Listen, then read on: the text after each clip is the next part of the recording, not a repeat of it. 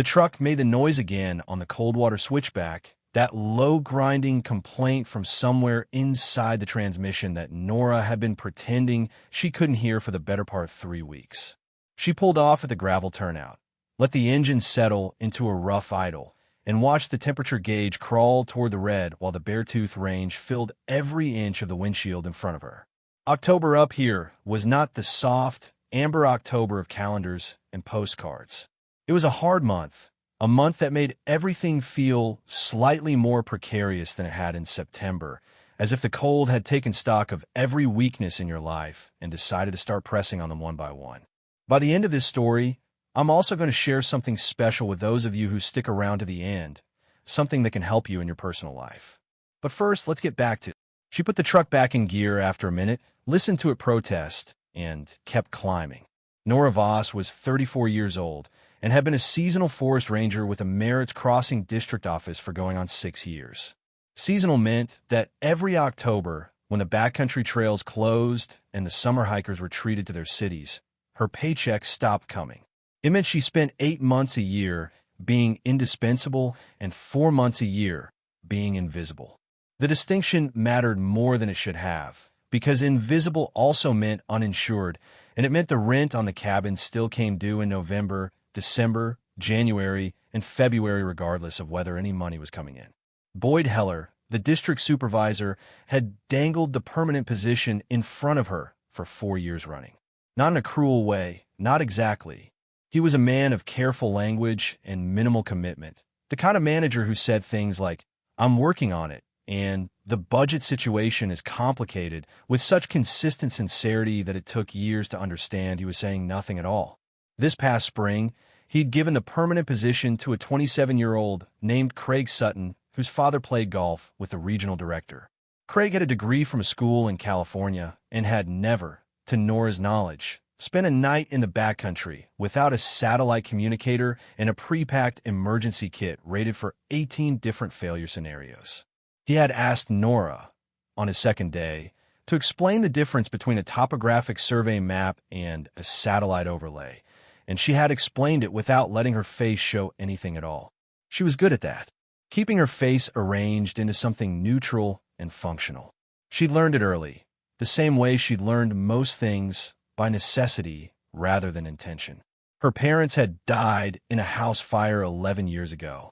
She'd been 23, living in Billings, working 2 jobs, and taking community college classes in land management when the call came. Maya had been 7. The social worker on the phone had been kind but procedural, had used phrases like temporary placement and guardian assessment with the careful efficiency of someone managing a situation rather than a person. Nora had driven through the night and signed the paperwork by 10 the next morning. She had never gone back to Billings after that. Not in any way that counted. Maya was 16 now, a junior at Merritt Crossing High School, and she was the kind of 16-year-old who read 3 books at a time and had opinions about geology and argued with her history teacher about primary sources and still somehow managed to be likable enough that people wanted to argue back instead of just walking away. She was tall and thin and had their mother's eyes and their father's particular way of laughing too loud at her own jokes before the punchline had even fully arrived.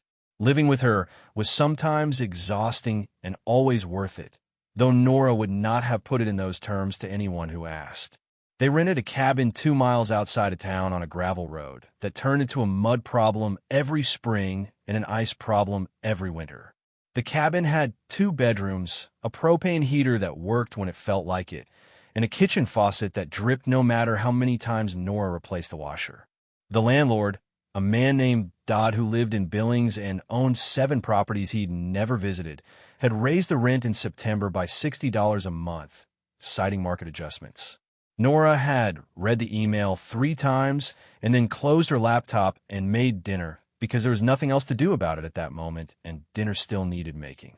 The total picture, laid out honestly, $640 in checking account, a truck with a transmission that was 3 bad weeks from failure, rent due in 22 days, and a seasonal job that was ending at the end of October.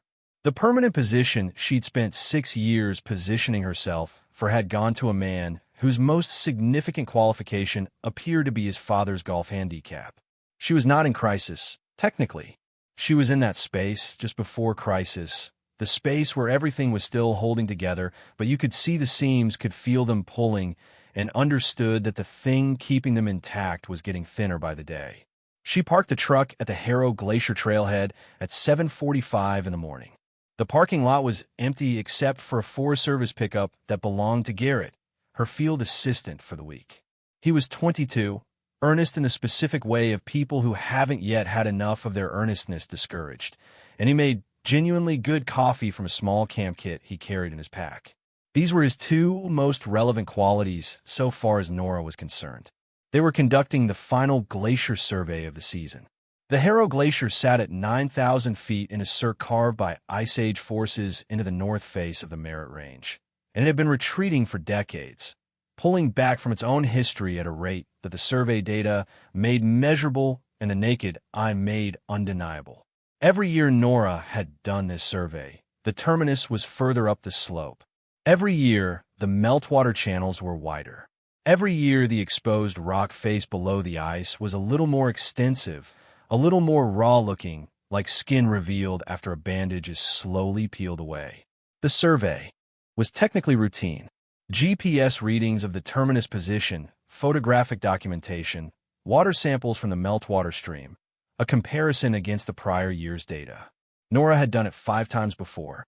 She could have done it in her sleep, which was almost what it felt like at 7:45 in the morning after a night of lying awake running numbers that didn't add up no matter how she arranged them.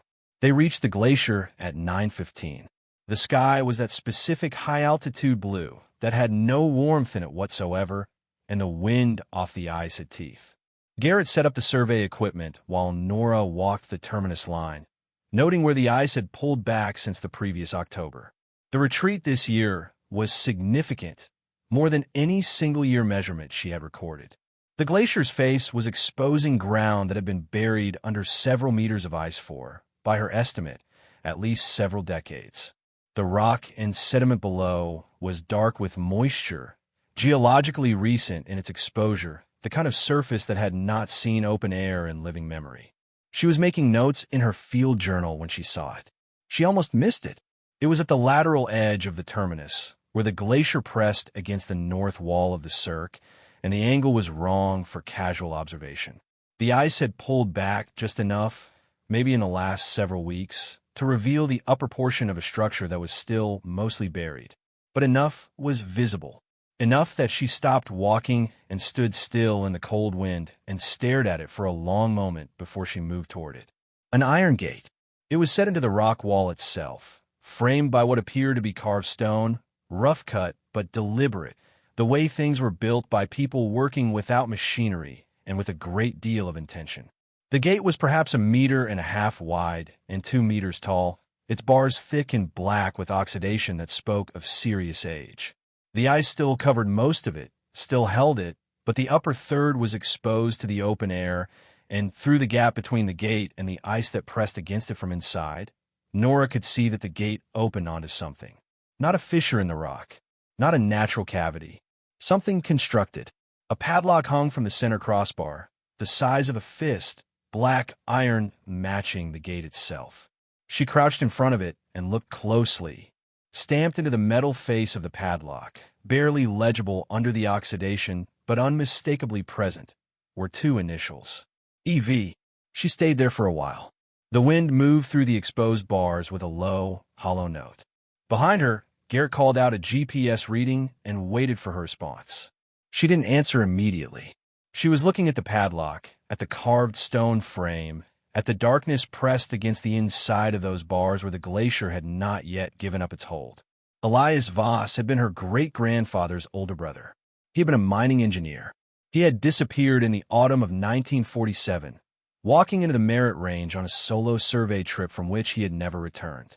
The town's collective memory had processed this over the generations into a story about a difficult man who'd gone mad with obsession and ended badly, which was the kind of story small towns told about people whose lives they couldn't fully explain.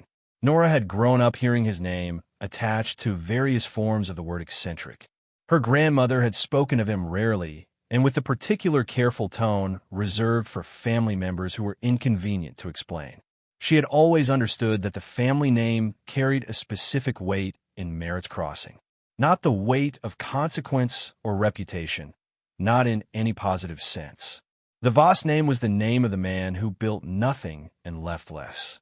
Her grandmother's generation had worked hard to distance themselves from Elias, and they had succeeded well enough that Nora had grown up in a version of the family story where he was a footnote, a cautionary sentence, a name that came up occasionally and was quickly moved past. She was looking at his initials on a padlock frozen into the face of a glacier at 9,000 feet, and the footpath of her mourning had suddenly become something she could not see the other end of. Garrett appeared at her shoulder. His voice, when he spoke, carried the particular quality of someone trying to sound casual about something that was not casual. "Nora, is that a gate?" "Yes." "Like a door." "In the mountain." "In the mountain, yes." He was quiet for a moment. "How long has it been there?" She stood up, dusting ice crystal from her knees. "Long time." She took photographs from 6 different angles, documented the GPS coordinates, measured the exposed portion of the frame as best she could without disturbing the ice. Then she wrote everything in her field journal in the compact, precise notation she used for things she needed to remember accurately. She wrote the initials, too. EV. She underlined them once. They finished the rest of the survey in silence that was not quite comfortable and not quite awkward. The particular silence of 2 people who have both witnessed the same thing and have not yet decided what to make of it. Boyd Heller's office smelled like old coffee and carpet cleaner and the specific institutional staleness of a building that had been many things over the years and was currently a Forest Service district office. He had a motivational poster on the wall behind his desk that read something about mountains in perspective, which Nora had always found mildly ironic given that he had not personally summited anything in the 15 years since he transferred to the Merritt Crossing district from a desk job in Helena. He was a decent man in most respects. He was fair with scheduling. He remembered birthdays. He bought lunch for the office on the last Friday of every month. He was also a man who had a very established sense of how things worked and tended to treat information that challenged that sense as a calibration problem rather than a discovery. Nora put her field journal on his desk and walked him through what she'd found. She showed him the photographs on her camera screen. She gave him the GPS coordinates. She described the carved stone frame and the padlock and the initials. She laid it out clearly and completely the way she'd learned to lay things out for Boyd, because he responded to completeness the way other people responded to urgency. He looked at the photographs for a while. He looked longer than she expected. Then he set the camera down and leaned back in his chair and said the Harrow terminus shifts every year, and that north wall has some interesting geological formations. I've seen the survey photos. Ice can do strange things with rock formations. Make them look structured when they're not. Nora said, "I know what natural rock formation looks like." This was built. Boyd said, "What's the condition of the exposure? How stable is the ice around it?" She said, "The terminus retreated almost 2 meters on that lateral edge this season. More of it will be exposed by spring if the pattern holds." He nodded in the way that meant he was processing something he hadn't yet decided how to receive. Then he said, "I'll put it in the season-end report and flag it for the geological survey team. They do a spring assessment of the Harrow site every 2 years. They can include it in their scope." She looked at him. The geological survey team does a spring assessment every 2 years, and the last one was this past June. The next one is June the year after next. Boyd said, "That's correct." She said, "So this just sits until then." He said, "Nora, you've had a long season. You've been running these routes since April. I know the last few months haven't been what you were hoping for professionally, and I know that puts a strain on things. But an anomalous formation in the glacier face is a geological matter. It's not an emergency." She picked up her camera. She said, "The padlock has initials on it." He said, "Ice does interesting things to rock." She left his office and drove back to the cabin in the truck that ground and complained the whole way, and she sat in the driveway for a few minutes after she parked, engine off, listening to it tick and cool in the silence.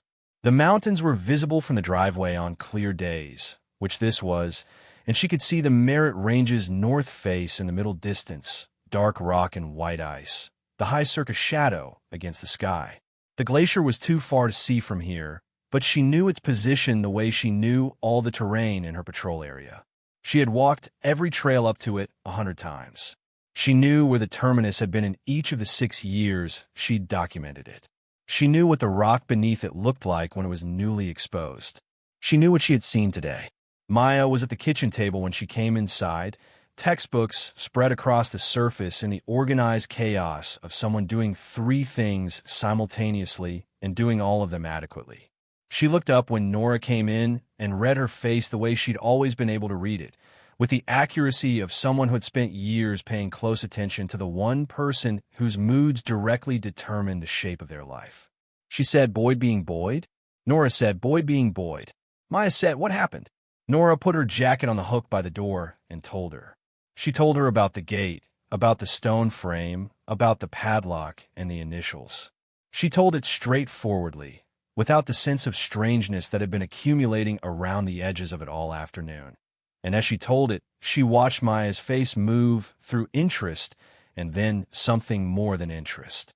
Maya said, "EV like Elias Voss." Nora said, "That's what I thought." Maya said, "I mean, that's not exactly a common set of initials in this family. Or in this town." Nora said, "No." Maya pulled one of her textbooks toward her and pushed it aside again, a thinking gesture Nora recognized. She said, "What do you know about what he was actually doing up there before he disappeared?" Nora said she knew what anyone who'd grown up in this family knew, which was not much, which had always seemed deliberate. Her grandmother had said he was a difficult man who got lost in his own ideas. Her father, before the fire, had referred to Elias once as a man who chased something he couldn't catch. Neither of them had said what that something was. Neither of them had seemed interested in being asked. Maya said, "Grandma kept boxes in the storage unit. After the fire, you put all the family stuff in there. Do you still have a key?" Nora looked at her sister. She said yes. Maya said, "Then we go to the storage unit." The Merritt Crossing self-storage facility on Route 9 was the kind of place that smelled permanently of cardboard and mouse deterrent and the particular mustiness of objects that had been packed away without being sorted. Unit 14 had held the contents of their parents' lives for 11 years. Boxes Nora had moved from the house in Billings to this facility with the plan of going through them properly someday, and someday had never quite arrived. She unlocked the padlock, which was a standard combination lock that bore no initials and opened on the first try, and pulled the rolling door up into the fluorescent light. Maya went straight to the boxes in the back left corner, the ones labeled with their grandmother's handwriting and marker that had faded but was still legible. Family, papers, miscellaneous sold. Nora's grandmother had been a woman who organized without explaining.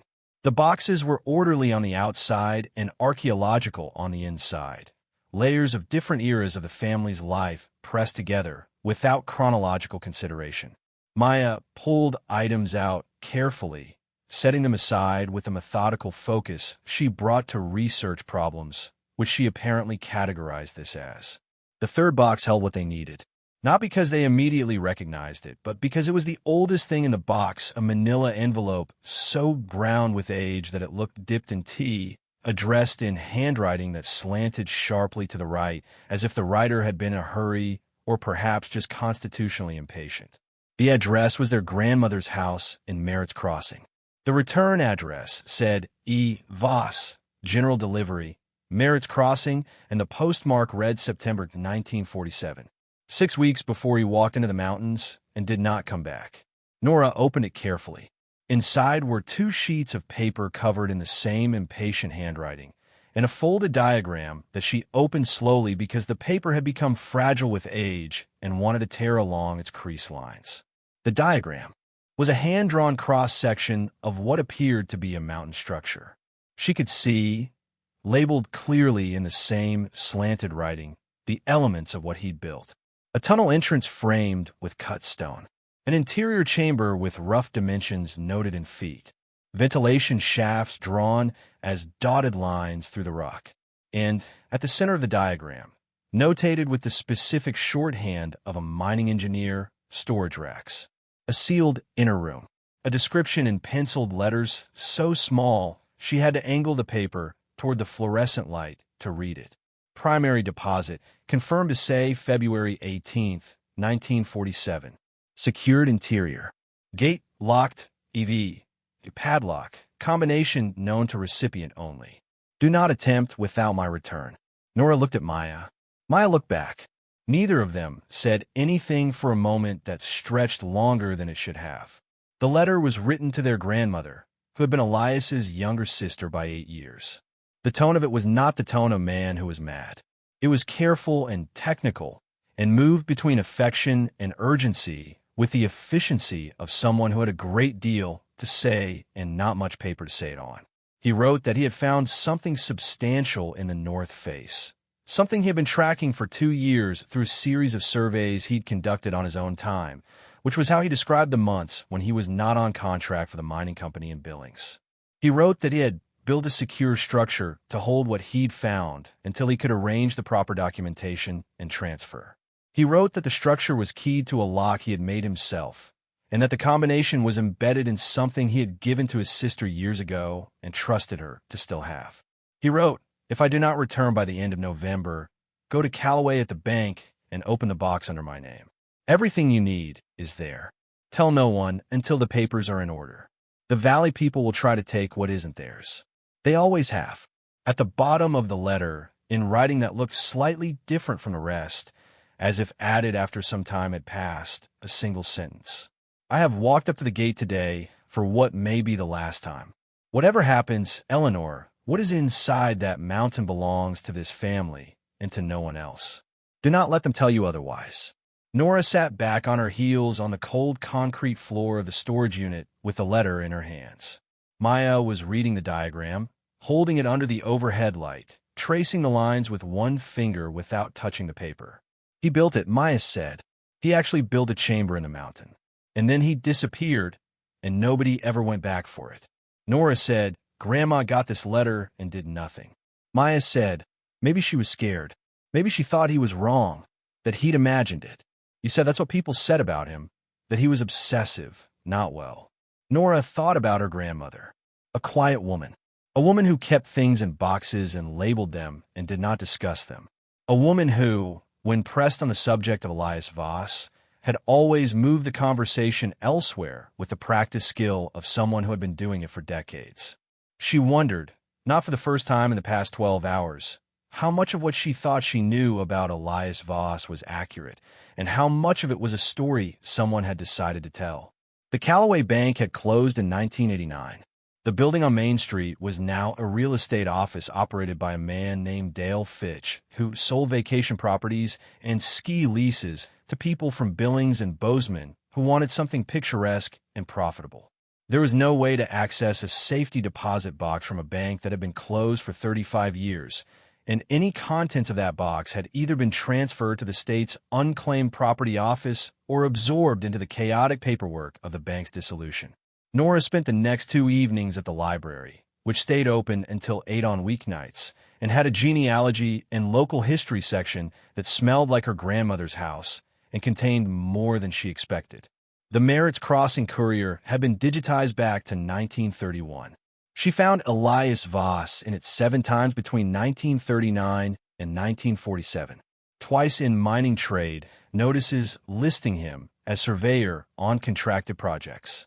Once in a letter to the editor about water rights in the Upper Valley, written with a directness that the editor had apparently printed without softening. Twice in social pages for events she could tell he'd attended only because he was contractually obligated to. Once in a brief notice about his disappearance, for sentences that described him as a surveyor and resident, and noted that a search of the backcountry trails had found no trace of him. And once, a year before his disappearance, in a business section piece about mining claims filed in the Merritt Range. The article was 8 column inches and was written with the tone of mild skepticism the local paper reserved for announcements that seemed ambitious. It noted that Elias Voss of Merritt Crossing had filed a mineral claim with the county recorder's office covering approximately 40 hectares in the Upper Merritt Range, North Face, and that Mr. Voss had declined to comment on the specific nature of his findings pending further survey. The piece quoted a man named Gerald Pratt, identified as a member of the County Development Board, who said that the range's north face had been explored extensively over the preceding decades without significant discovery, and that he wished Mr. Voss well in his efforts. Gerald Pratt. Nora looked at that name for a long moment. Then she searched the paper's more recent archive, and she found it again immediately because the name had not gone anywhere. Gerald Pratt Jr. had been a member of the County Development Board since 1991. He'd purchased the Merritt Crossing ski resort and the adjacent lodge properties in 2003. He was currently in a 3-year process of applying for permits to expand the resort's footprint into the Upper Valley, a project that had been discussed at town council meetings Nora had attended, and that required, among other things, confirmation that there were no outstanding mineral claims on the land in question. She sat in the library's wooden chair with a newspaper archive open on the screen in front of her, and she thought about the 40 hectares Elias had filed a claim on in 1946, and she thought about where the Harrow Glacier sat in relation to the north face of the Merritt Range, and she thought about Gerald Pratt Jr. applying for permits to develop land that might or might not still carry a claim filed by a dead mining engineer who had walked into those mountains in 1947 and never come out. The county recorder's office opened at 8:30. She was there at 8:25, standing in the parking lot in the truck with the heater running and the grinding transmission noise absent, because she'd only had to drive 6 blocks. The recorder was a woman named Pat Ellison, who had worked in that office for 22 years and possessed the particular institutional knowledge of someone who had personally handled every piece of paper that had passed through the county's land records. She was helpful and precise, and when Nora gave her Elias Voss's name in the year 1946, she went to her computer and to 2 different filing cabinets and came back after 11 minutes with a folder and an expression of mild professional curiosity. The mineral claim was there. Filed October 3rd, 1946. The description was technical and exact, using the survey language of the period to delineate boundaries that Nora, with her field training and her knowledge of the terrain, could read clearly enough. The claim covered the north face of the Upper Merritt Range, including the cirque that held the Harrow Glacier and a significant portion of the ground beneath it. It had never been contested. It had never been transferred. It had never been abandoned by formal process. Pat Ellison said, "Uncontested claims of this age have a complicated legal status. You need an attorney to determine whether this is still active or whether it's lapsed under the state's dormancy provisions. But it's here. It was filed correctly. It was never formally closed." Nora photographed every page in the folder, both sides of every document, and thanked Pat Ellison, who watched her leave with the thoughtful look of someone cataloging an interesting development in the ongoing story of county records. She drove back to the cabin slowly, not because she was trying to protect the transmission, but because she needed the time to let the shape of what she was learning settle into something she could hold clearly.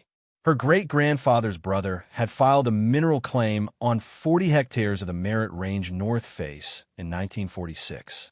He had built a structure inside that mountain. He had locked whatever he found there behind an iron gate.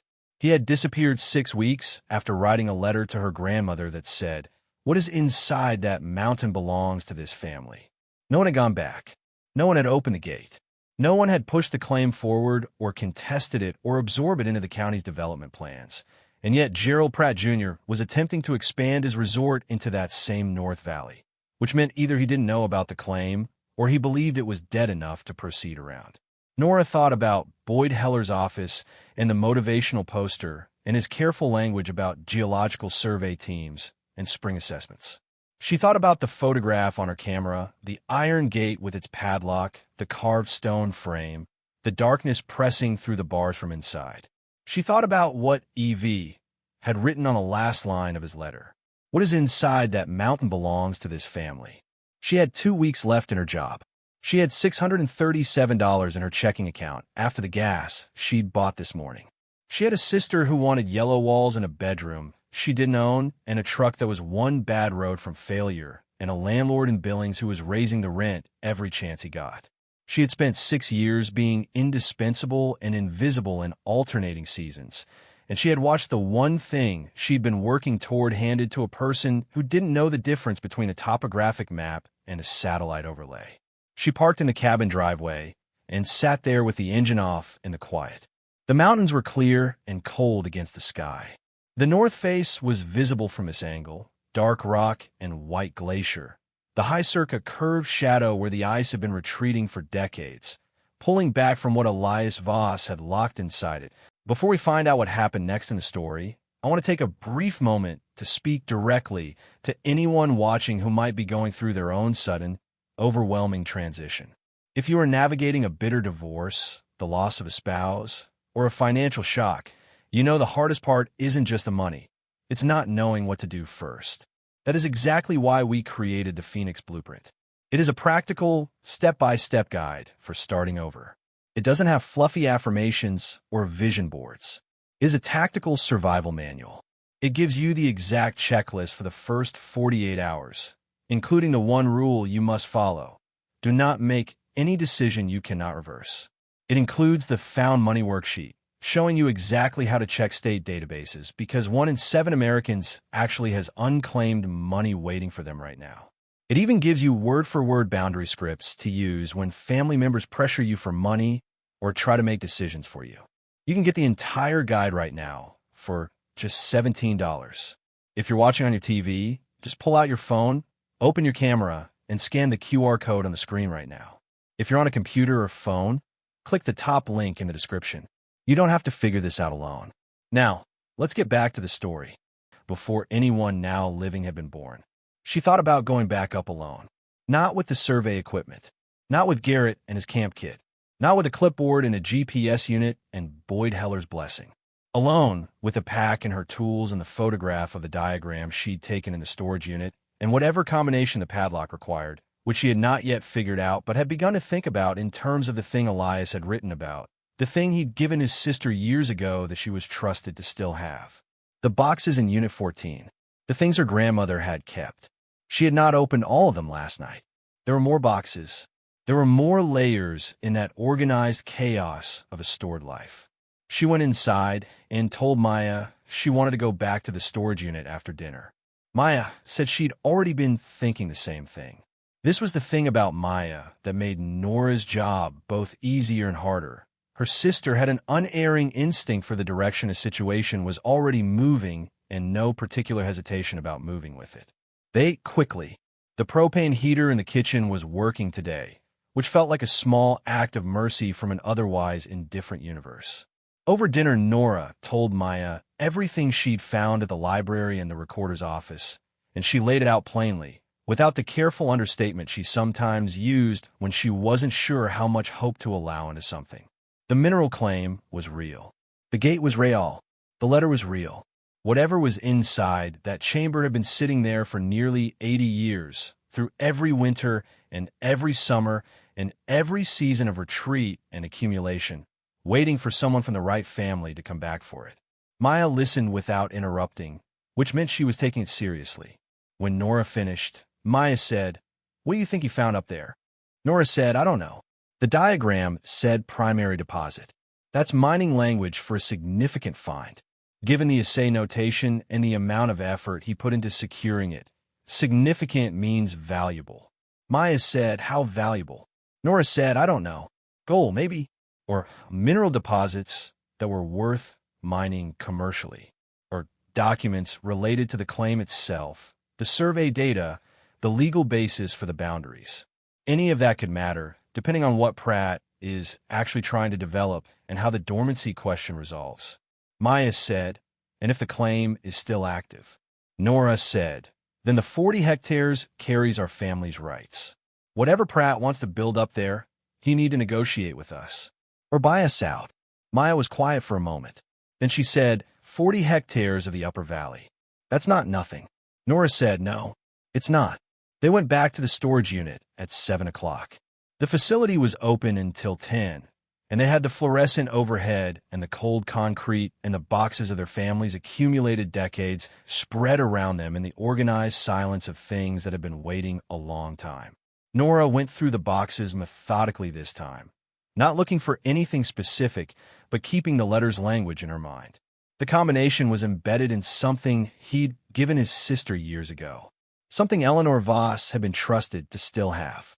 something that would still be here, in these boxes, if their grandmother had kept it the way she kept everything else, carefully and without explanation. She found it in the fourth box, at the bottom, wrapped in a piece of cloth that had once been a kitchen towel and was now primarily a preservation medium for the thing it contained. A small wooden case, the kind made for a pocket watch or a piece of jewelry, its lid inlaid with a simple geometric design in a darker wood. She opened it. Inside, on a piece of yellowed paper folded twice, 6 numbers in Elias's handwriting. Below them, in different ink, a date, October 15th, 1945, and below that his initials, and a single word he'd written that she had not expected and that stopped her breath for a moment, that made the storage unit and the fluorescent light and the cold concrete and the mountain visible through no windows at all somehow more present than they had been. Waiting. He had written only that. Waiting. As if he'd known it might be a long time. As if he had accepted that and named it anyway. Nora closed the wooden case and put it carefully in her jacket pocket. Maya was watching her from across the box she'd been going through, reading the expression Nora had not arranged into anything neutral because she hadn't thought to. She said, "You found it." Nora said, "Yes." Maya said, "When are you going back up?" Nora thought about Boyd Heller and the geological survey team. She thought about the spring assessment scheduled for June the year after next.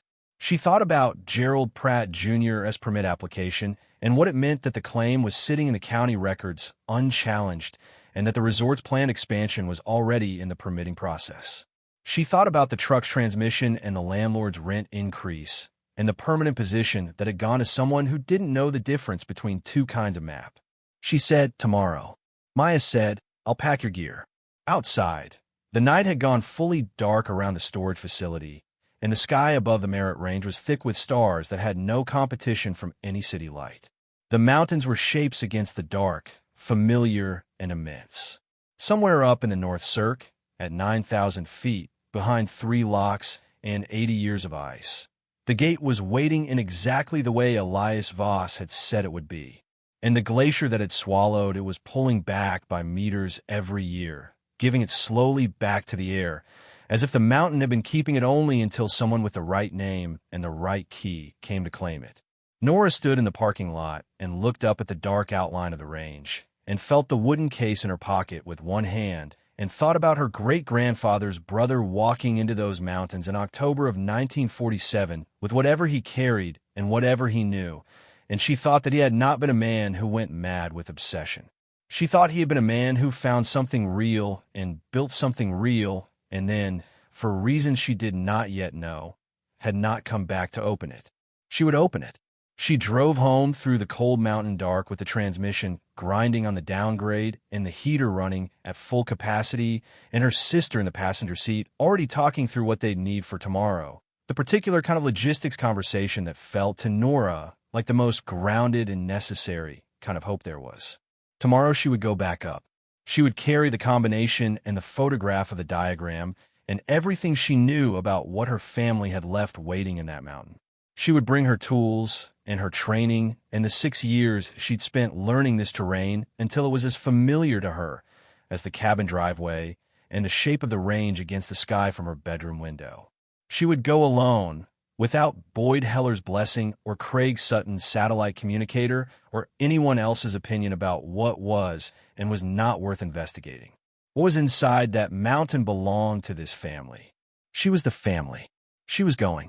She left the cabin at 4:45 in the morning, before the sky had made any real commitment to becoming day. Maya was awake to see her off, standing in the kitchen doorway in her socks with a travel mug of coffee she'd made without being asked, the steam rising between them in the cold air that leaked through the doorframe. Nora took the mug and her pack and told her sister she'd be back by late afternoon. Maya said she knew. She said in the flat, certain way that meant she was not saying anything else she was thinking, which was its own kind of reassurance. The drive to the trailhead took 25 minutes on roads that held patches of overnight frost on the shadowed curves, and Nora drove carefully, not because of the transmission this morning, or not only because of that, but because she was already thinking about what was waiting at the end of the trail. And she needed her attention to be divided correctly between the road and the thing ahead of it. She had the wooden case in her breast pocket, the 6 numbers she'd memorized sitting in her mind with the clean, locked quality of something important. She had the photograph of Elias's diagram on her phone. She had her pack loaded with the tools she'd need: headlamp, camera, measuring tape, the bolt cutter for the rusted outer chain she'd seen frozen along the lower frame, and a heavy pry bar she used on her rare glacier work when ice needed to be moved by force of application rather than patience. She also had her field journal. Whatever she found up there, she was documenting it the way she'd been trained to document everything she encountered in the backcountry, precisely and completely, and in the present tense, because the present tense meant you were still there, still paying attention, still inside the thing you were trying to understand. The trail to the Harrow Glacier was 4 miles and 2,200 feet of elevation gain, and she had done it enough times that her legs knew it better than her mind did. In the dark, with only the headlamp cutting a narrow channel through the trees, she moved steadily, not fast but without pause, the kind of hiking pace that covers ground without announcing itself. The forest thinned as she climbed. The trees gave way to rock and scrub, and then to the open above-tree-line terrain where the sky was finally beginning to lighten in the east, not orange yet, not pink, just a subtle differentiation between the dark of the horizon and the dark above it. She reached the cirque at 7:10. The glacier face was pale in the early light, blue-white and enormous. It silenced the particular silence of things that have been in motion for thousands of years and express it only in the long view. The meltwater stream ran dark and fast at the terminus, cold enough to be painful to touch for more than a few seconds, which she knew from 5 years of taking water samples from it every October. She moved along the lateral edge, boots careful on the exposed rock and sediment below the ice line, heading for the north wall. The gate was more visible than it had been 2 days ago. The ice had continued its slow recession, or perhaps the angle of morning light simply showed it differently. But she could see now that more of the stone frame was exposed than she'd initially measured. The gate itself stood roughly 2 meters high, its upper portion clear of the ice, and along its right side a gap had opened between the iron bars and the ice face, wide enough to look through if you pressed close. She pressed close. The darkness behind the gate was complete, which meant the chamber was intact, which meant the ice had not penetrated it, which meant Elias had built his structure well enough to withstand 77 years of a glacier pressing against its face. She held the headlamp to the gap and angled the beam inside. Stone walls, cut rough and close. A floor she couldn't fully see. Wooden shelving along the near wall. Partially visible, shapes on it she couldn't identify at this distance and angle. And cold. The cold that came out through the gap was different from the glacier cold outside. Drier and stiller, the cold of a sealed space that had been isolated from moving air for a very long time. She worked on the outer chain first, the one that had been added at some point after the original padlock, perhaps by whoever had last been up here before the glacier swallowed it. The bolt cutter handled it in 2 cuts, and the chain fell away into the snow at her feet with a sound that rang briefly off the cirque walls. Then she looked at the padlock itself. It was a combination padlock, the kind made by skilled hands rather than a factory, its dial worn smooth but still functional.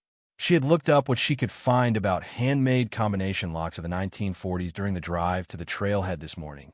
Not because she doubted the 6 numbers in her pocket, but because she wanted to understand the mechanism before she put her hands on it. The dial would need to be cleared first. 3 rotations to the right to reset it, then the sequence. Her fingers were already cold inside her gloves. She pulled the gloves off because you needed to feel a combination lock, needed to sense the resistance and the release of each tumbler, and she worked through the sequence with her bare fingers in the sub-zero air, the metal of the dial burning cold against her skin. First number to the right, second to the left, third to the right again. She felt each tumbler give in sequence, a small, definite click that she felt more than heard, and when she pulled the shackle, it opened without resistance. Smooth, easy, as if it had been oiled recently rather than frozen for decades. She stood there for a moment with the open padlock in her hand, looking at it. Then she put it in her jacket pocket because it was evidence and it was her great-grandfather's brother's work, and she was not leaving it here. And she put her gloves back on and took hold of the gate's handle. It resisted. Of course it resisted. The ice still held the lower third in a grip of compression that no amount of pulling would resolve. She spent 20 minutes with the pry bar, working carefully along the base of the frame where the ice met the stone, not forcing it, but finding the line between them. The way her father had taught her to find the line between a stubborn bolt and the metal around it when she was young enough that she needed to stand on a step stool to reach the engine. You didn't fight the resistance. You found where it wasn't and worked from there. The ice gave. Not all at once, but in stages, a cracking groan that traveled through the stone and up the gate and into the pry bar and into her hands. And then the lower third released, and the gate swung outward with a sound she would not forget for the rest of her life. A sound that had been waiting inside the mountain since October of 1947, since the last time anyone with the right to open this door had stood where she was standing. She stood in the opening for a moment before she went inside. Not from hesitation, from a simple necessity of recording the moment in herself before she crossed into whatever was on the other side of it. Then she went in. The headlamp's beams spread through the chamber and revealed it in sections. Stone walls as she'd seen through the gap, cut with a competence that spoke of someone who knew how rock behaved and how to shape it without wasting the effort. The floor was rough but level, packed earth beneath her boots. The ceiling was low, maybe 6 feet at the highest, and had held without collapse through every shift and season the mountain had asked of it. The shelving she'd seen from outside was along the north wall, floor to ceiling, heavy timber construction that had weathered to the color of old bone in the closed air. The shelves held crates. Wooden crates, the kind used in the 1940s for mining samples and equipment transport, sealed with lids that had been nailed shut and then sealed further with a substance she recognized from conservation work as a wax compound used to make wood airtight against moisture. They were stacked 2 deep, 4 high, across the full length of the shelving. She counted 16 crates on the shelving alone. On the floor in front of the shelving, not in crates, but arranged in rows with the care of someone who wanted them to be found in a specific order, were 47 objects that she needed to kneel down to examine closely. They were ingots, hand-poured gold ingots, each one roughly the size of a thick paperback book, each one stamped on its upper face with an assay mark and a date. She picked one up with both hands and felt the weight of it, that specific, undeniable density of gold that did not feel like anything else in the world. The stamp read, E.V. Assay 1947. 11. 8-ounce fine. She put down carefully.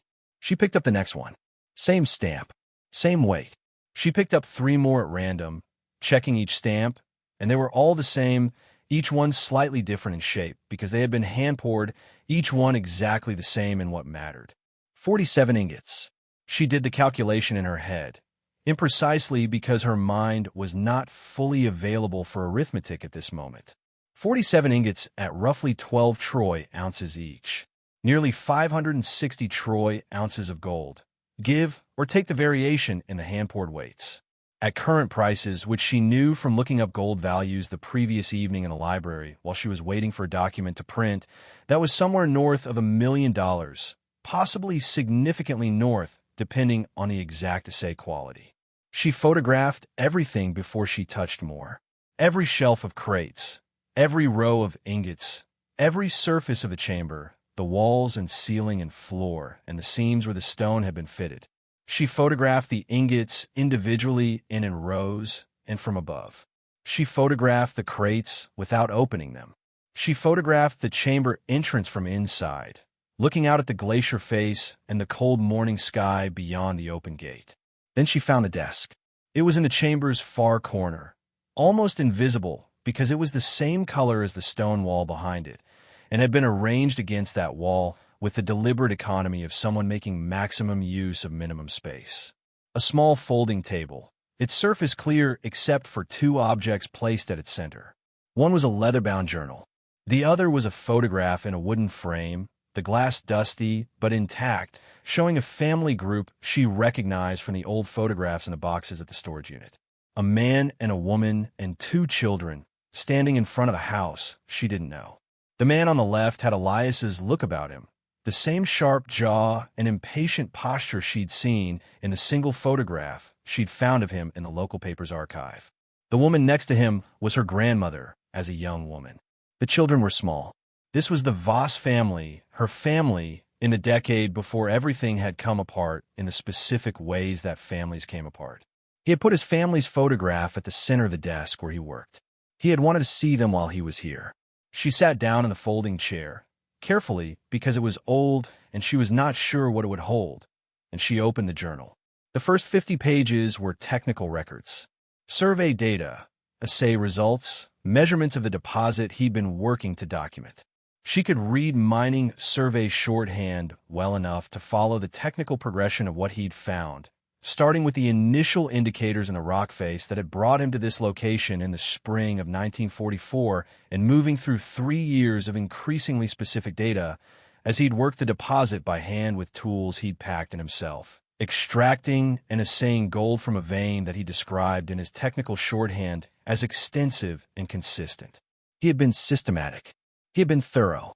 He had been, by every measure she could apply to the record in front of her, a genuinely skilled mining engineer doing genuinely skilled work. The final entries were not technical. October 1st, 1947. Finished the last ingot today. 47 total. I'd hoped for 50, but the weather will not give me more time. The chamber is complete. The claim is filed.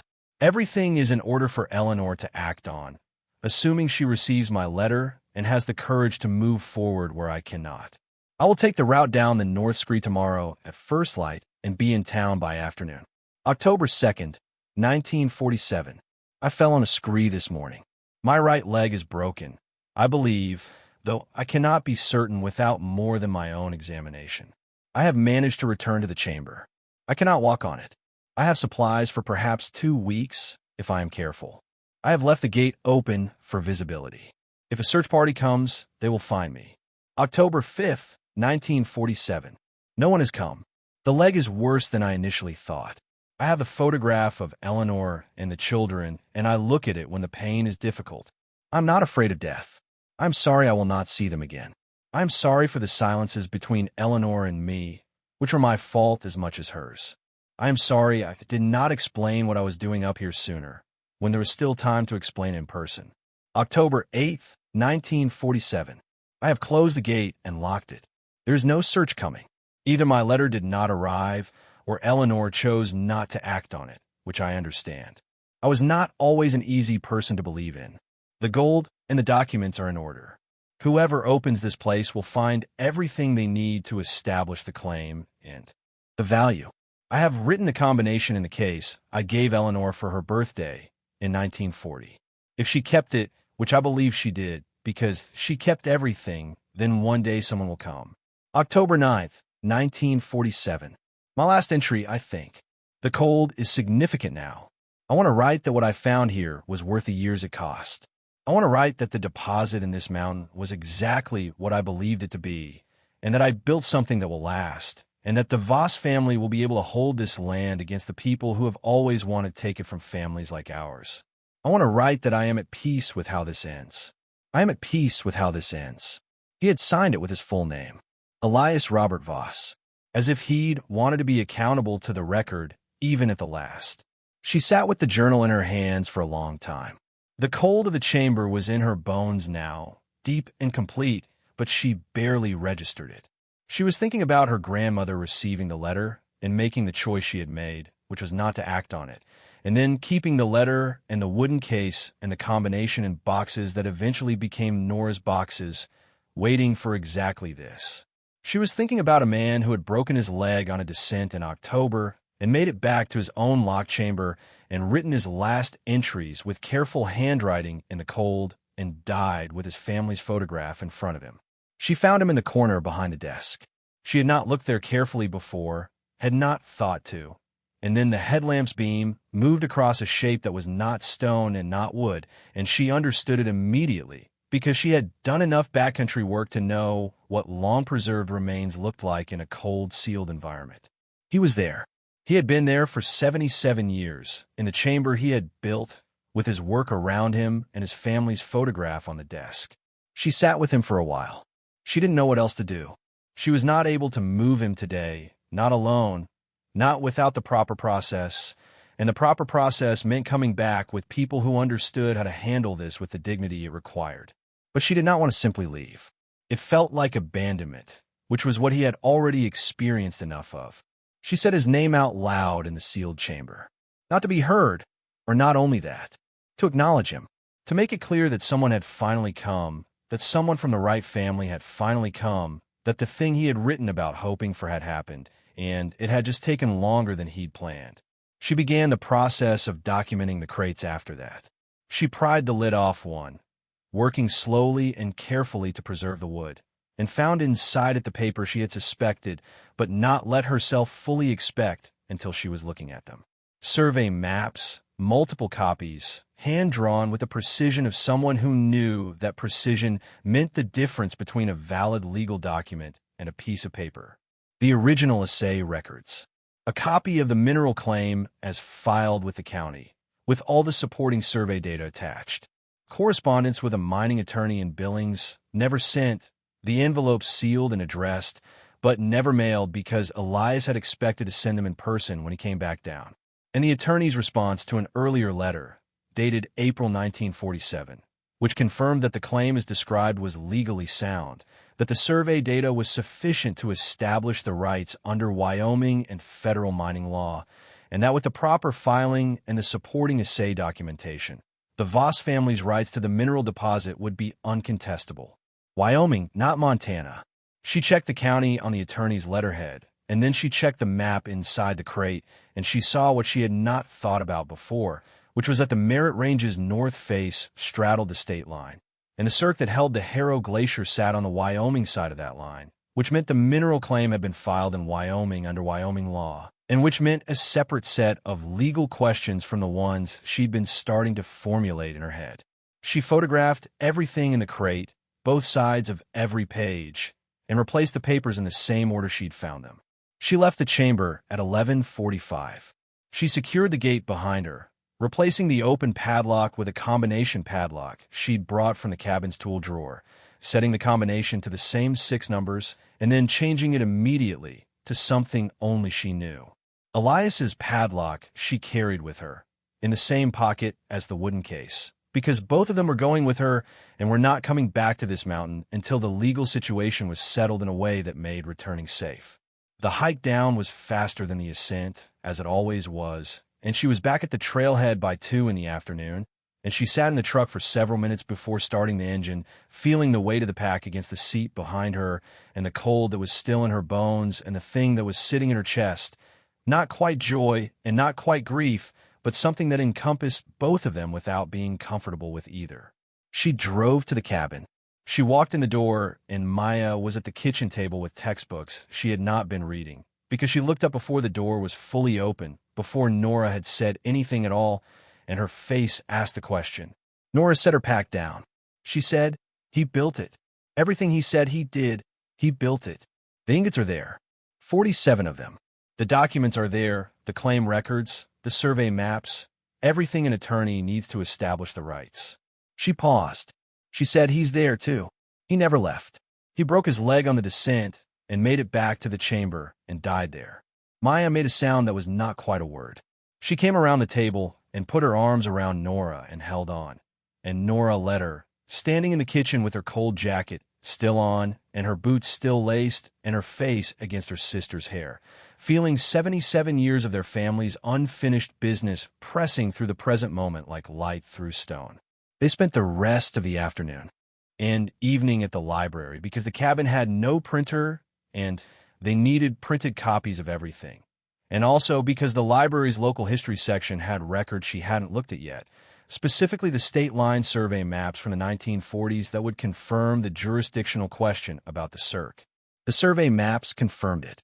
The cirque was Wyoming. The mineral claim had been filed in the right place by a man who knew exactly where the state line ran and had chosen his site accordingly. Nora called 3 attorneys from the library's phone directory that evening. 2 did not answer. The third was a woman named Annalise Greer who had a small practice in Cody and whose website listed mining law and property rights as her primary areas.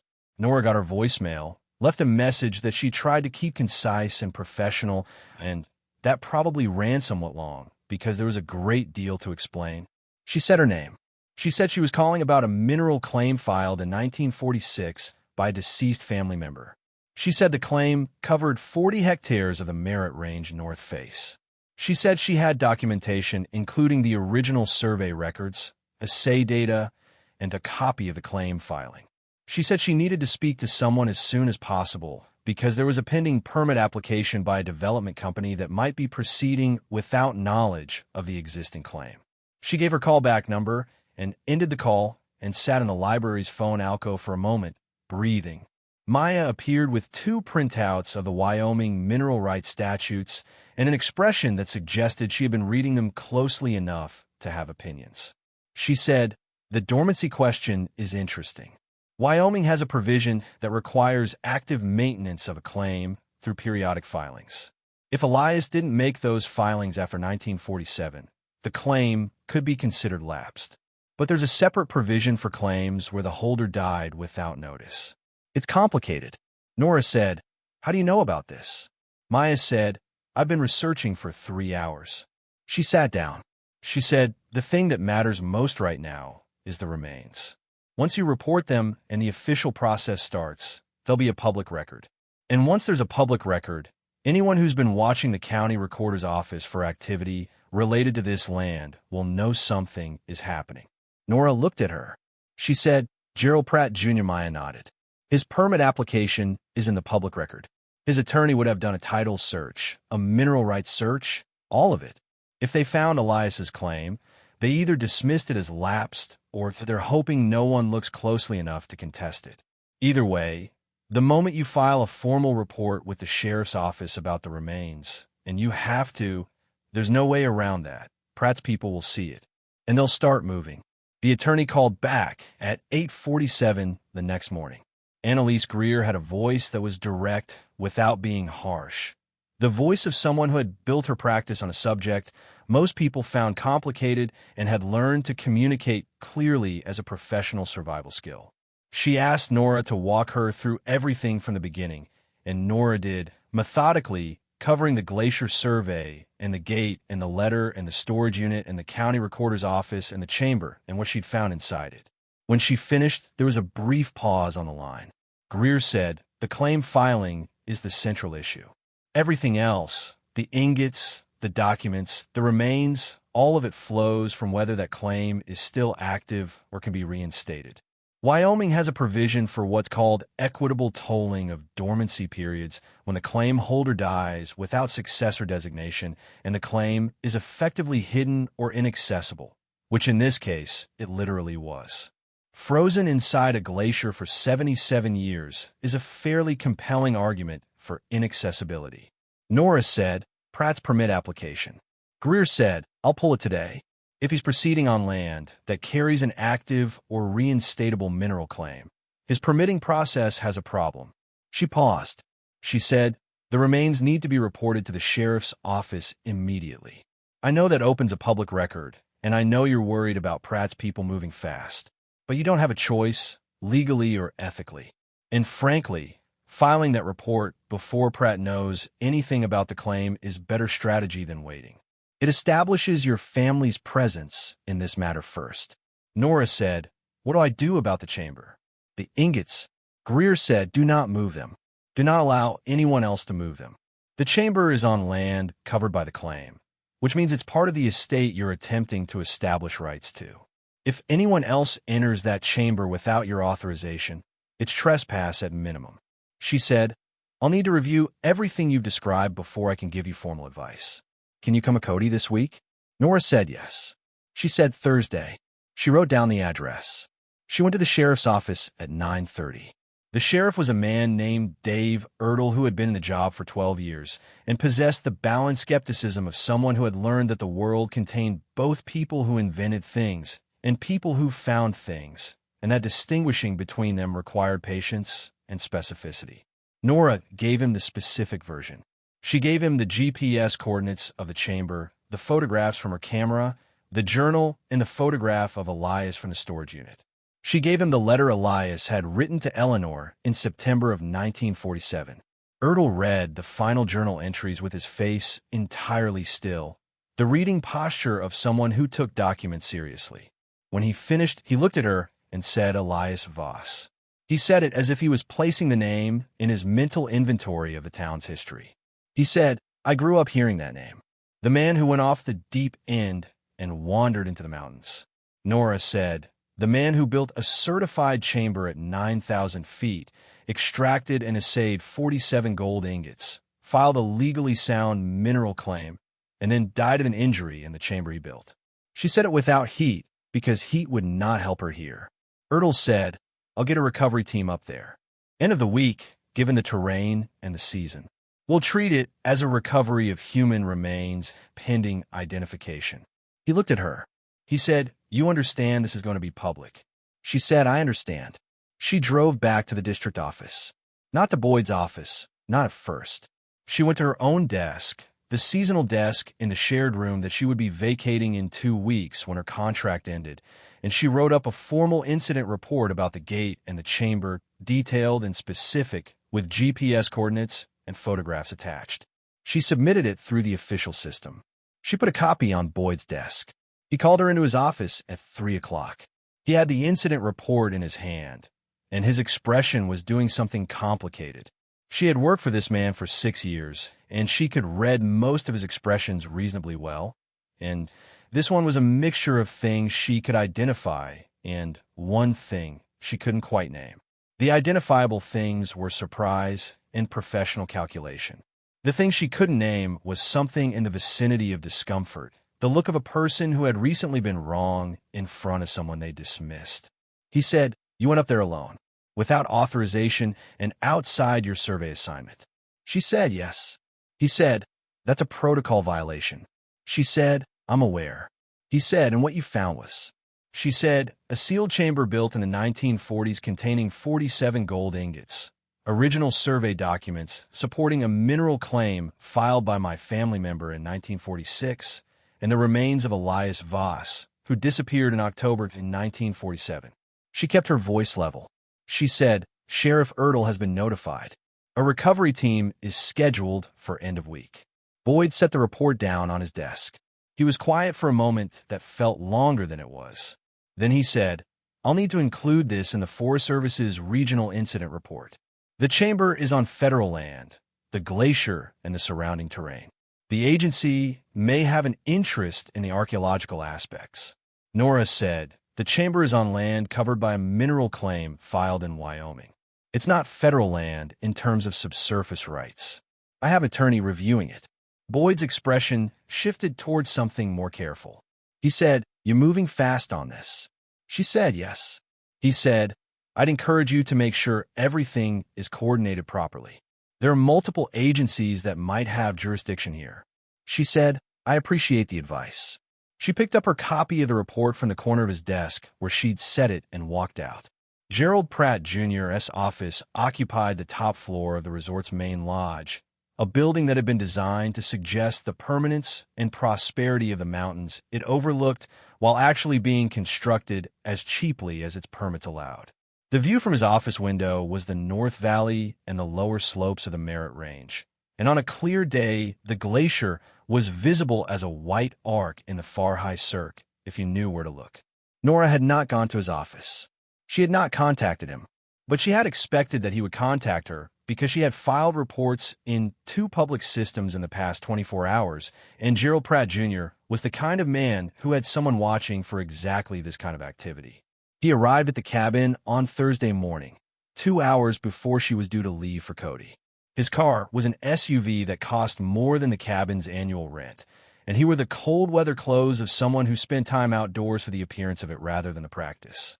He was 62 or thereabouts, with a look of sustained prosperity about him, the kind of man who had always had enough and had come to experience that sufficiency as a personal quality rather than a circumstance. He came to the door alone, which she noted. His attorney, or his assistant, or whoever he used as a buffer was not with him. This was meant to be informal, neighbor to neighbor, reasonable to reasonable. He said, "Miss Voss." He said it with a warmth that did not convince her of anything. He said he'd heard about her discovery up at the glacier and wanted to come by personally to say that it sounded extraordinary, truly a real piece of local history. He said he understood she was working through the legal dimensions of it, and that was all completely appropriate. He said he just wanted to make sure they were all working from the same information. She said, "Come in." She said it because she wanted to see how he handled the kitchen table and two people who were not impressed by the warmth in his voice, and because Maya was at school and she was going to have to manage this conversation alone, and that was fine. She had been managing conversations that required managing for most of her adult life. She made coffee. She let him settle into a chair. She sat across the table from him and waited. He said, the permit application for the valley expansion. He said it was something he'd been working on for 2 years, and he was very invested in it, not just financially, but for what it would mean for the town, for employment, for Merritt's Crossing's long-term viability as a destination. He said the development would bring permanent jobs, year-round rather than seasonal. He looked at her when he said that. Seasonal. He let the word sit there for a moment. She said, and the mineral claim on the north face. His expression did not change in the way expressions changed when a person was surprised by something. It changed in the more controlled way of a person who had been waiting for a particular word to be spoken and had prepared for it. He said, any claim from that era would be dormant at this point. Wyoming's dormancy provisions are clear. Without active maintenance filings, a claim lapses. He said he'd had his attorneys look at it when they did the title search for the permit application. Nora said, and they determined it had lapsed. He said, the evidence strongly suggested it. She said, the evidence also strongly suggested that the claim holder died without successor designation in circumstances that constitute involuntary abandonment. She said, Wyoming has a specific tolling provision for those cases. Something shifted behind his eyes. Small but real, the kind of adjustment a person made when a conversation had not gone where they planned it to. Go. He said, that provision is rarely applied successfully. She said, I have an attorney reviewing it. He said, I'm sure you do. He picked up his coffee mug and set it down without drinking from it. He said, look, what I'd like to discuss is whether there's a way for both of us to get what we need here. He said the development project had significant resources behind it. He said he understood she was in a difficult financial position, that seasonal work had its limitations. He said he'd be happy to discuss a consulting arrangement, some kind of formal acknowledgement of the historical discovery, something that fairly compensated her for her time and her family's connection to the land. She looked at him. She said, you're describing buying me out of a claim you haven't acknowledged as valid. He said, I'm describing finding a solution that works for everyone. She said, I have an attorney. She stood up. She said, if you'd like to discuss the mineral rights, have your attorney contact Annalise Greer and Cody. He looked at her for a moment from his chair. The warmth had gone out of his face the way warmth goes out of a room when someone opens the wrong window. He stood up. He said, Miss Voss, I've been developing property in this valley for 30 years. I've worked with the county, the state agencies, the Forest Service. I've built good relationships with everyone who matters in terms of how things move forward around here. He said this not as a threat exactly, but with the specificity of a statement that was meant to be understood as a threat without being vulnerable to being called one. She walked him to the door. Outside, by his car, he turned and said, the expansion is going ahead. The permitting process is well advanced. A disputed dormant claim from the 1940s doesn't change that. She said, I'll see you in Cody. She meant in court. She thought he understood that. She watched his car pull out of the driveway and turn onto the gravel road. Then she stood in the cold morning air for a moment and looked at the mountains. The north face was visible, dark rock and white ice, and somewhere up in the cirque the gate stood closed and locked with her combination, and Elias Voss was still in his chamber with his family's photograph and his careful final journal entries, waiting for the process she had now set in motion to arrive at its conclusion. She went inside and finished packing for Cody. She told Annalise Greer everything, which took most of the afternoon. The attorney had a small office full of books and a manner of listening that was completely attentive and did not perform any reactions until she was ready to have them. She asked precise questions at regular intervals, the kind of questions that clarified the evidentiary record without expressing a view about it. When Nora finished, she sat for a moment and then she opened a legal pad and began writing. She said, "The tolling argument is strong. The evidence that the claim holder died in inaccessible circumstances, his own sealed chamber, is about as clear a case for equitable tolling as you're likely to find. The question is the court's interpretation of the dormancy statute's exceptions, and Wyoming courts have been inconsistent on this." She said, "The ingots are going to be complicated. Gold found in a mineral claim site has a specific legal status depending on whether it was extracted under the terms of the claim. If Elias extracted and processed them under his own claim, they're part of the estate." She said, "The bigger issue is the deposit itself, not the ingots he already extracted, the vein he documented in his survey records. That vein, if it's as extensive as his notes suggest, is worth considerably more than 47 ingots." She said, "Modern extraction methods, assessed against the survey data you've described, you're looking at mineral rights that could support a commercially viable mining operation or be licensed to a commercial operator for royalties. Either way, the value isn't in the gold he pulled out. It's in the gold still in the mountain." Nora had not thought it through that far. She had been thinking about the ingots, about the documents, about the immediate and tangible objects in the chamber.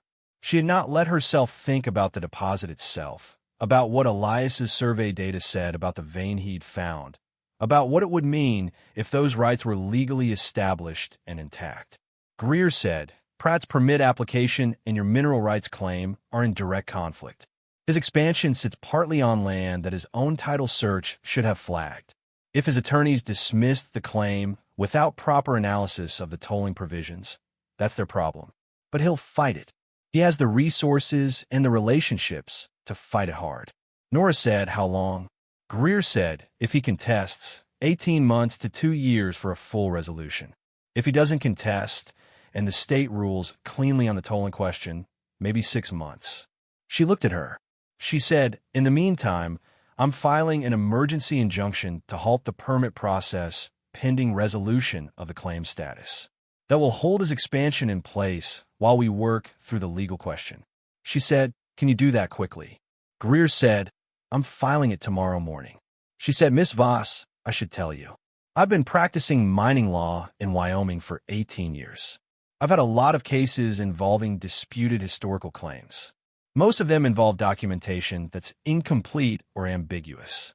You walked into my office today with the original filing, the original survey data, a certified assay record, and a journal from the claim holder documenting the circumstances of his death in his own handwriting." She set her pen down. She said, "I don't see this going Pratt's way." Nora drove back to Merritt's Crossing in the dark, the mountains invisible against the night sky, except as absences of stars, the truck grinding on the long grades but holding together the way it had been holding together for 3 weeks, stubbornly and inadequately, and far enough. She was thinking about what Greer had said. The gold still in the mountain. The vein Elias had documented in 3 years of careful survey work. The deposit he had built his chamber to protect and his claim to establish rights over. She had been thinking about 47 ingots and $1 million and the specific arithmetic of whether it was enough to pay the rent and fix the truck and keep Maya in the school she was thriving in and find something more permanent than seasonal work. She had been running those numbers against the reality of her life and finding that $1 million spread across the legal costs and the practical needs and the simple time it would take to resolve everything was meaningful but not transformative. Not in the way she needed it to be. But the mineral rights were something else. The right to the deposit itself, to the vein Elias had mapped with 3 years of solo survey work at 9,000 feet, was a different order of thing. It was not a windfall. It was not a lottery ticket. It was what Elias had spent 3 years building a case for, what he had died in his chamber waiting for someone to use properly. She pulled into the cabin driveway and sat with the engine off. The lights were on inside, and she could see Maya through the kitchen window, at the table with her books, the yellow lamp making the room look warm against the cold outside. Her sister looked up when the headlights swept the window. She raised a hand. Nora thought about Elias writing his final journal entry with his family's photograph in front of him. She thought about what he had said in the last lines, before he signed his full name to the record. He had said that what he found in the mountain was worth the years it cost. He had said that the Voss family would be able to hold the land against the people who had always wanted to take it from families like theirs. He had been right about the land. He had been right about the people who wanted to take it. He had simply been unable to finish the job himself. She was finishing it. She went inside. Maya said, "How did it go?" Nora put her keys on the hook and her jacket on the peg and sat down at the kitchen table across from her sister. She said, "Greer is filing an injunction tomorrow." She said, "The claim is strong." She said, "Pratt came here this morning." Maya said, "I know. I came home at lunch, and Dodd called while you were gone." She slid a piece of paper across the table. "He's ending our lease. 2 months' notice." Nora looked at the paper. Dodd, calling from Billings, who had never visited any of his 7 properties, was ending their lease with 2 months' notice in November. She thought about the timing. She thought about Gerald Pratt Jr. sitting in her kitchen and using the word seasonal like a lever. She thought about the relationships he'd described, 30 years of them, everyone who matters. She said, "Dodd sold the cabin to Pratt." Maya said, "That's what I think." She looked at her sister. She said, "What do we do?" Nora said, "We fight." She said it the way she'd said it every time she'd meant it in her life, which was plainly and without performance. Because performance was for people who were trying to convince themselves as much as anyone else, and she had already convinced herself. She said, "We have 2 months, and an attorney, and a chamber full of evidence, and a family claim that goes back 77 years. We're going to fight." She looked at the mountains through the kitchen window, invisible in the dark, present anyway, as they had always been, as the gate had always been, waiting inside the ice, as Elias had always been, waiting in the chamber he had built. The morning after was coming. She would be in it. She was ready. The notice from Dodd's property management company arrived in the actual mail, which meant it had been prepared before Pratt visited the cabin, which meant the visit had been performative. He had already arranged the eviction before he sat down in her kitchen and talked about solutions that worked for everyone. He had come to her table to measure how much she knew and how scared she was not to negotiate. She understood that now, understood it with the cold clarity that came from reading the same 2-page document 3 times and recognizing its architecture for what it was. Not a landlord exercising a right. A tactic. She called Annalise Greer and read her the notice. Greer said, "Montana tenant law requires 60 days for a non-renewal. Count from the date on the notice." She said, "Pratt's moving on multiple fronts simultaneously. That's what people with resources do. They make the opposition manage several problems at once so none of them get adequate attention." She said, "Your one job is to not let that happen. One front at a time." The front that mattered most was the injunction. Greer had filed it Thursday morning, and by Friday afternoon Pratt's attorneys had responded with a motion to dismiss that ran 47 pages and cited 17 separate precedents. Greer said this was normal, that the length was theater, that the precedents were partly applicable and partly a confidence display designed to signal that fighting this would be expensive and exhausting. She said she had read all 17 and that 5 of them actually supported Nora's position rather than Pratt's, which was either a mistake or an assumption that Greer wouldn't look closely, and either way was not encouraging for the quality of Pratt's legal representation. Nora spent the weekend in a state of practical focus that was a strategy as much as a personality trait. She had learned a long time ago that the way to survive a situation with multiple pressure points was to refuse to look at all of them simultaneously, to choose the one immediately in front of you and deal with it completely before turning your attention anywhere else. Right now, the immediately present problem was that she and Maya needed somewhere to live within 60 days, and she had $637 and a pending legal case that would not resolve in 60 days. Rose Halvorsen solved it without being asked, which was the way Rose tended to operate. She was 68 years old and had taught high school biology in Merritt's Crossing for 31 years before retiring to her house on the north end of Birch Street. And she had been Maya's homeroom teacher freshman year and had since developed the opinion, expressed regularly and without subtlety, That Maya Voss was the sharpest student she'd encountered in 3 decades of teaching, and that the situation the two sisters were living in was a civic failure as much as a personal one.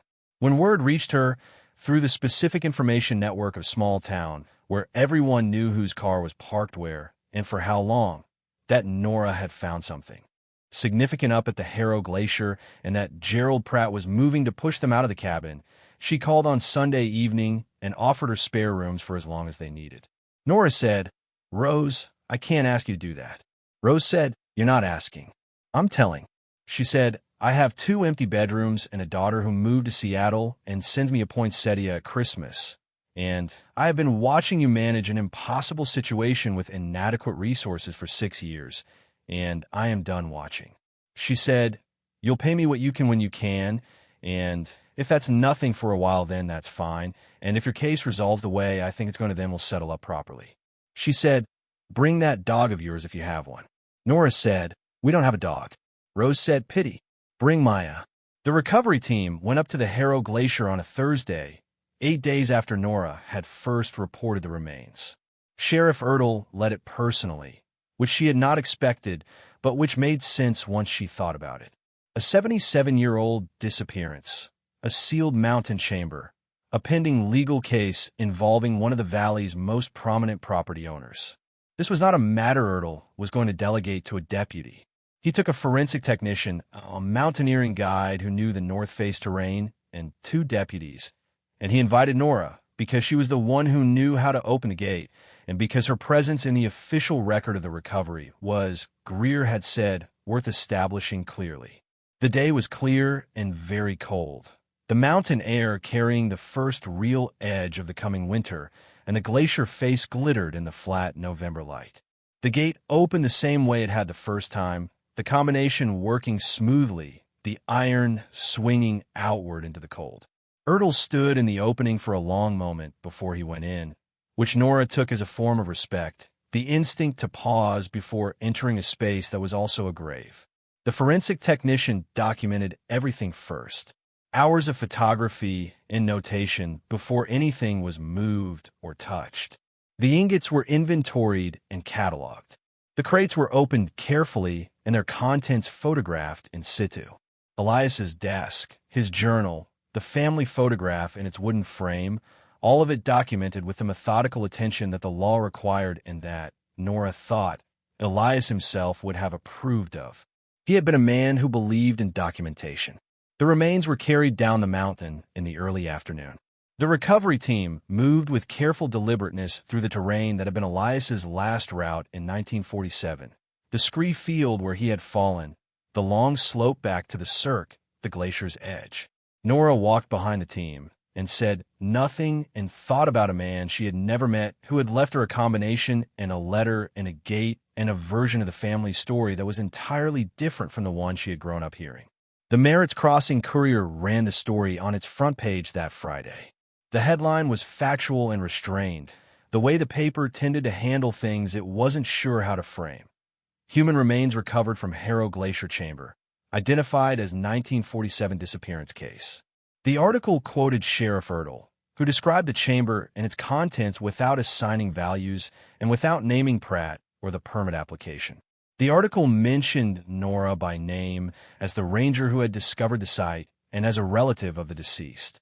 It mentioned the mineral claim in 2 sentences near the bottom, noting that the legal status of the claim was under review. The response from the town was not what Nora had expected, which was that she had not expected much. Small towns had long memories and specific ways of deciding whose story was the right one, and the Voss name in Merritt's Crossing had been attached to the wrong version of the story for 3 generations. She had thought that changing the story would take the kind of time that legal proceedings took, slow and documentary and invisible to anyone not directly involved. Instead, the people who had known something started talking.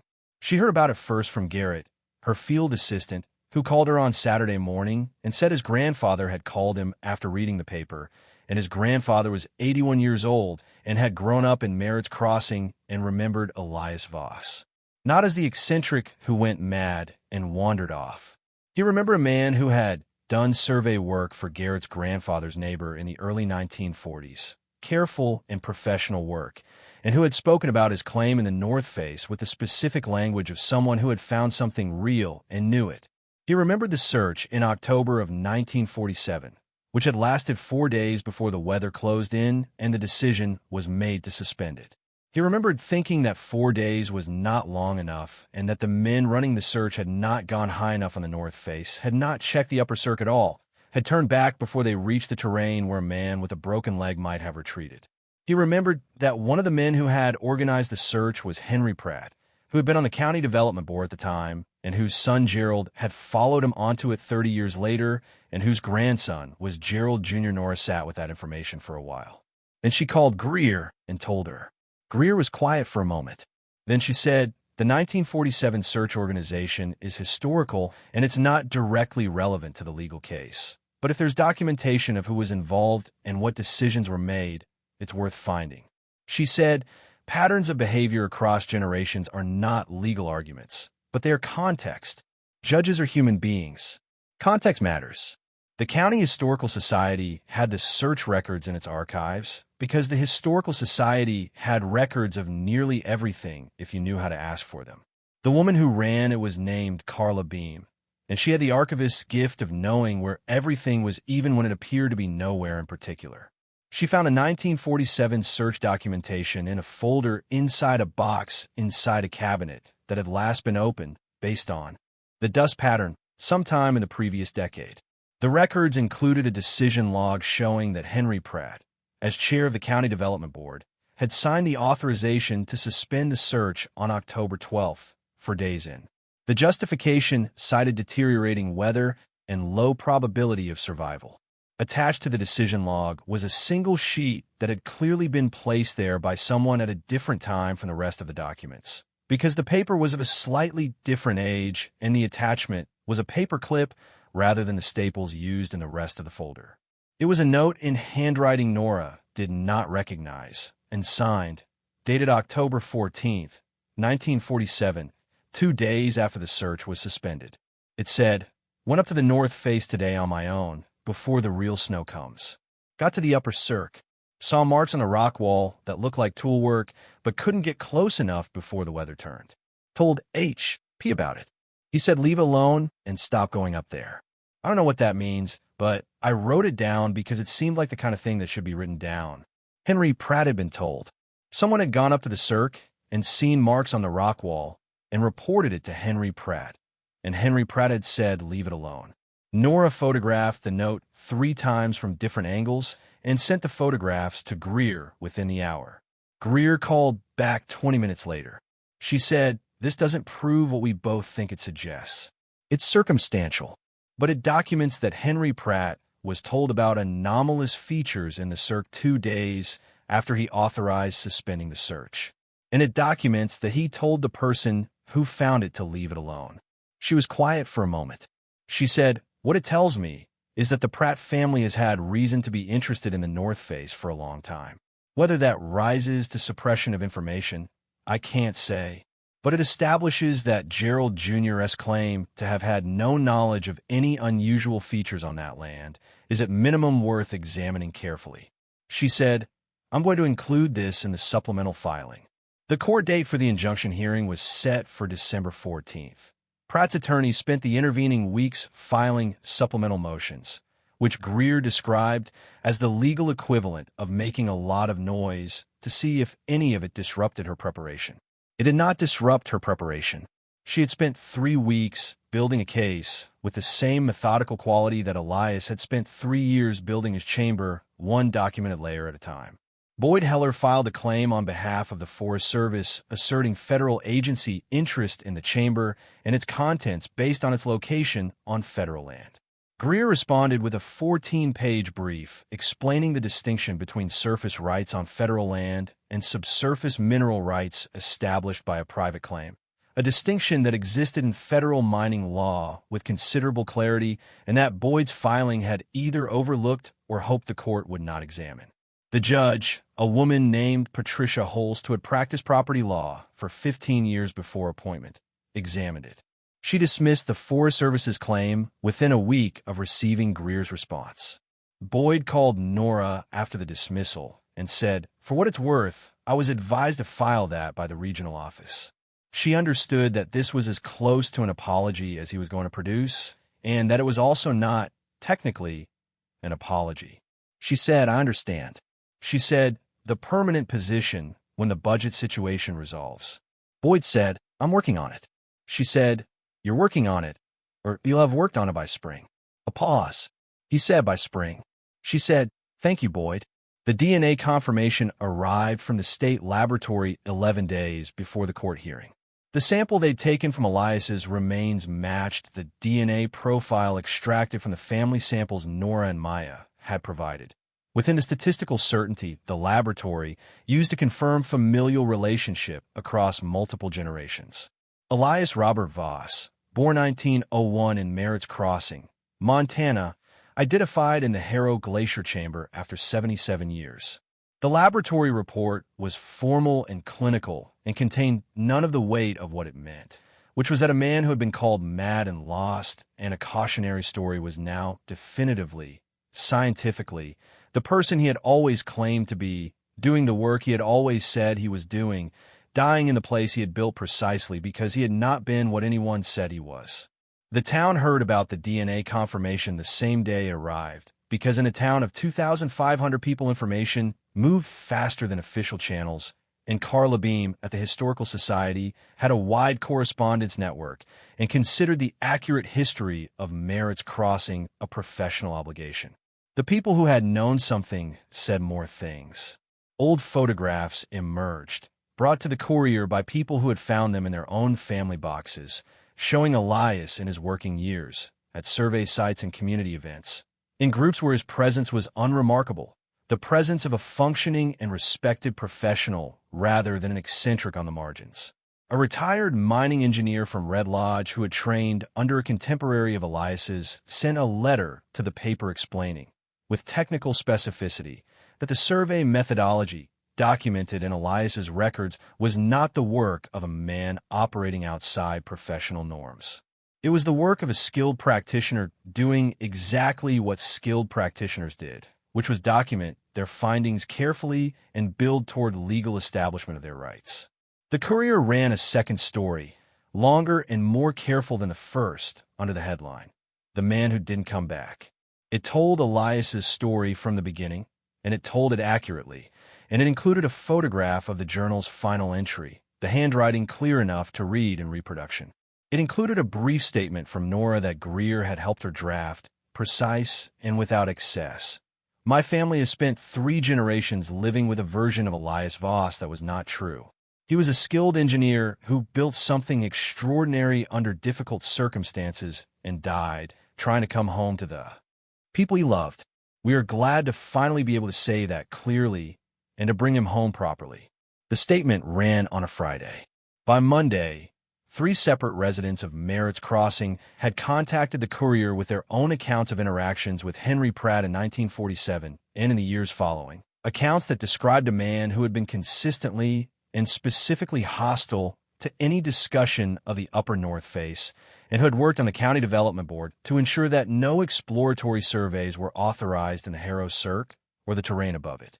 The pattern was not provable as conspiracy, not at this distance and with these sources, but it was legible to anyone willing to read it as the shape of something deliberate. Gerald Pratt Jr. released a statement through his attorney on the Wednesday before the court date, saying that he respected the historical significance of the discovery and the Voss family's connection to it, and that he had always intended to proceed with his development project in full compliance with applicable law, and that his attorneys were confident the court would find in his favor on the mineral rights question. His statement was 4 sentences. The Courier printed it at the bottom of the article about the 1947 search records and Henry Pratt's role in suspending it. The December 14th hearing was held in the Fremont County Courthouse in a room that was full in a way courtrooms in small jurisdictions were not usually full, because the town had decided this mattered and had shown up accordingly. Nora sat at the plaintiff's table in the clothes she owned that were most suited to a courtroom, which were not very suited, but were clean and neat and worn with the straightness of someone who understood that posture was a form of statement. Maya was in the gallery behind her, between Rose Halvorsen and Garrett's grandfather, who had driven 40 minutes to be there and who had told Nora, when she met him outside the courthouse, that he had been waiting 60 years for someone to look carefully at that north face, and that he was glad it had been a Voss who did it. Annalise Greer argued for 2 hours. She was methodical and specific and moved through the legal landscape without drama, which was more effective than drama would have been because the case she was making did not require embellishment. The mineral claim was real. The filing was valid. The tolling provision applied because the claim holder had died in circumstances that constituted involuntary abandonment beyond any reasonable interpretation of the statute. The claim had never been formally contested or adjudicated as lapsed. It existed in the county records with the same legal standing it had held on the day Elias filed it. Pratt's lead attorney was a man from Billings named Frederick Cole, who had a firm with 12 partners and a practice built on development and property law across 3 western states. He argued that the dormancy provisions were categorical and that the tolling exceptions were narrow and had never been successfully applied to a claim of this age without continuous family engagement. He argued that Nora's assertion of rights was speculative and that the public interest in the development project, the jobs, and the economic activity it would generate was a relevant consideration in any equitable analysis. Judge Patricia Holst listened to both arguments without visible expression. She asked Greer 3 clarifying questions about the tolling statute's legislative history. She asked Cole 2 questions about the timing of his client's title search and what specifically had been found and how it had been assessed. Cole answered the second question in a way that was technically accurate and deliberately uninformative, which Holst appeared to note. She said she would issue her ruling within 10 business days. The 10 days were the longest of any period Nora had navigated in recent memory, which was saying something given the preceding 2 months. She and Maya had moved into Rose's spare rooms on the 1st of December, and the cabin on the gravel road had been returned to Dodd's property management company with the particular blankness of surrendering a space you'd lived in for years to someone who would never understand what it had held. Rose's house was warm and full of books and smelled like the coffee she made strong enough to strip varnish. And Maya had installed herself in the second bedroom with the ease of someone who had moved often enough to know how to occupy a space quickly and thoroughly. Nora worked. Her seasonal contract had officially ended, which meant she was technically unemployed, which meant she had time that she had not had before and which she used with the same systematic attention she brought to everything that mattered. She organized the documentation from the chamber into a formal archive with Carla Beam's help. She worked with the state archaeologist's office, which had an interest in the chamber as a mid-20th century constructed site, to ensure the chamber itself was properly documented and preserved. She worked with the county coroner's office on the process for Elias's formal burial, which was scheduled for the spring, when the ground would be open and the family could arrange a proper service. She met with 3 mining companies who had contacted Greer after the Courier coverage. 2 were from out of state. One was a Montana operation that had been working gold deposits in the Beartooth Range for 20 years. All 3 had read the survey data Greer had made available through the legal process and had reached similar conclusions about the deposit's commercial potential. The Montana company's assessment was the most specific. The vein Elias had documented, projected against modern geological modeling of the formation's likely extent, suggested a recoverable deposit of significant commercial scale. The word they used was significant. They used it carefully, the way people in the mining industry used words when they were trying not to speculate beyond what the data supported, while still communicating that the data supported a great deal. Greer explained royalty structures. She explained the difference between licensing the extraction rights and selling the claim outright. She explained what a long-term royalty agreement with a reputable operator looked like and what it meant in practical terms over a 20-year extraction period. She explained it clearly and without pressure, laying the options in front of Nora the way she laid every piece of information, completely and without editorializing about what Nora should choose. Nora listened to all of it. She asked precise questions. She took notes in her field journal, which she used for everything that required accurate recording, and at the end of the last meeting she closed the journal and sat for a moment and thought about Elias writing the same notation in his own journal. Primary deposit confirmed.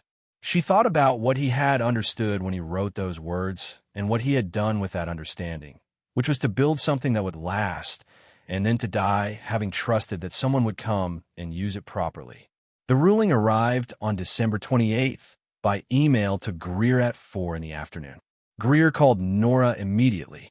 Her voice was level, which was how her voice always was, but there was something in the pace of it that was different from her usual delivery. She said, "Judge Holst ruled in your favor on every substantive point." She said, "The mineral claim is legally active." The tolling provision was applied, and the court found that the circumstances of Elias Voss's death, documented in his own contemporaneous writing, constitute textbook involuntary abandonment sufficient to toll the dormancy period under the statute. She said, "Pratt's permit application has been invalidated pending a new title search that must now account for the Voss mineral rights. His expansion is stopped." Nora sat down. She was standing in Rose's kitchen when the call came, and she sat down in the chair closest to her, the one at the end of the table with the view of the backyard and the mountains beyond it. Greer said, "There's more." She said, in her written ruling, Judge Holst included a passage addressing the 1947 search documentation and the note about Henry Pratt. She said the court found it insufficient to support a formal finding of wrongful conduct given the historical distance and the evidentiary limitations, but she said it was sufficient to note in the record that the circumstances surrounding the suspension of the search and the subsequent non-disclosure of the search features warranted further historical inquiry. She said, "That's a judge saying in measured legal language that something was wrong there, and she wants it on the record, even if she can't act on it directly." Nora said, and Pratt. Greer said, "He has 30 days to appeal. His attorney will advise him on whether the grounds exist to appeal successfully, and based on how thoroughly Holst addressed each of his arguments in her written ruling, I'd say those grounds are limited." She said, "My honest assessment is that he'll settle rather than appeal. He has a $30 million development project that he needs to either restructure or sell, and fighting a losing legal battle for another 18 months doesn't serve that interest." She said, "When his attorney calls, which I expect within 2 weeks, I'll be ready." Nora said, "Annalise." Greer said, "Yes." She said, "Thank you." Greer said, "You brought me a case with good facts and better documentation." She said, "Elias Voss did the hard work. You just finished it." Maya was at Rose's kitchen table doing homework when Nora came in, and she looked up and read Nora's face with the accuracy she had always had, and she was out of her chair before Nora had fully opened her mouth. They stood in Rose's warm kitchen, holding on to each other for a moment that had no performance in it, no management, just the simple and complete relief of something that had been pressing for a very long time releasing its hold. Rose came in from the living room and said, "Well?" Nora said, "We won." Rose sat down in her kitchen chair and put her hands flat on the table and looked at the ceiling for a moment, as if she was reporting something to a party who could not be reached by phone. Then she stood up and put the kettle on, because that was how Rose processed significant information through the practical motion of making something warm to drink, and Nora found this deeply reasonable. Pratt's attorney called Greer on January 9th. The negotiation took 3 weeks and produced a settlement agreement that Greer described as appropriate and that Nora read carefully 4 times before she signed it. Pratt agreed to drop all claims against the Voss mineral rights. He agreed to withdraw the permit application for the North Face expansion in its current form. He agreed to a financial settlement that covered Nora's legal costs, the losses from the cabin eviction, and a sum that Greer had negotiated with the specific leverage of the 1947 search documentation, which had not been legally actionable, but had been, as Greer had predicted, contextually significant. The sum was not transformative on its own. It was enough to matter. The mining company signed a royalty agreement in March, after the claim had been formally recorded in Nora's name as Elias's surviving heir, and after the geological survey they'd commissioned had confirmed the deposit's extent with the specificity that committed commercial operators required before they committed commercial resources.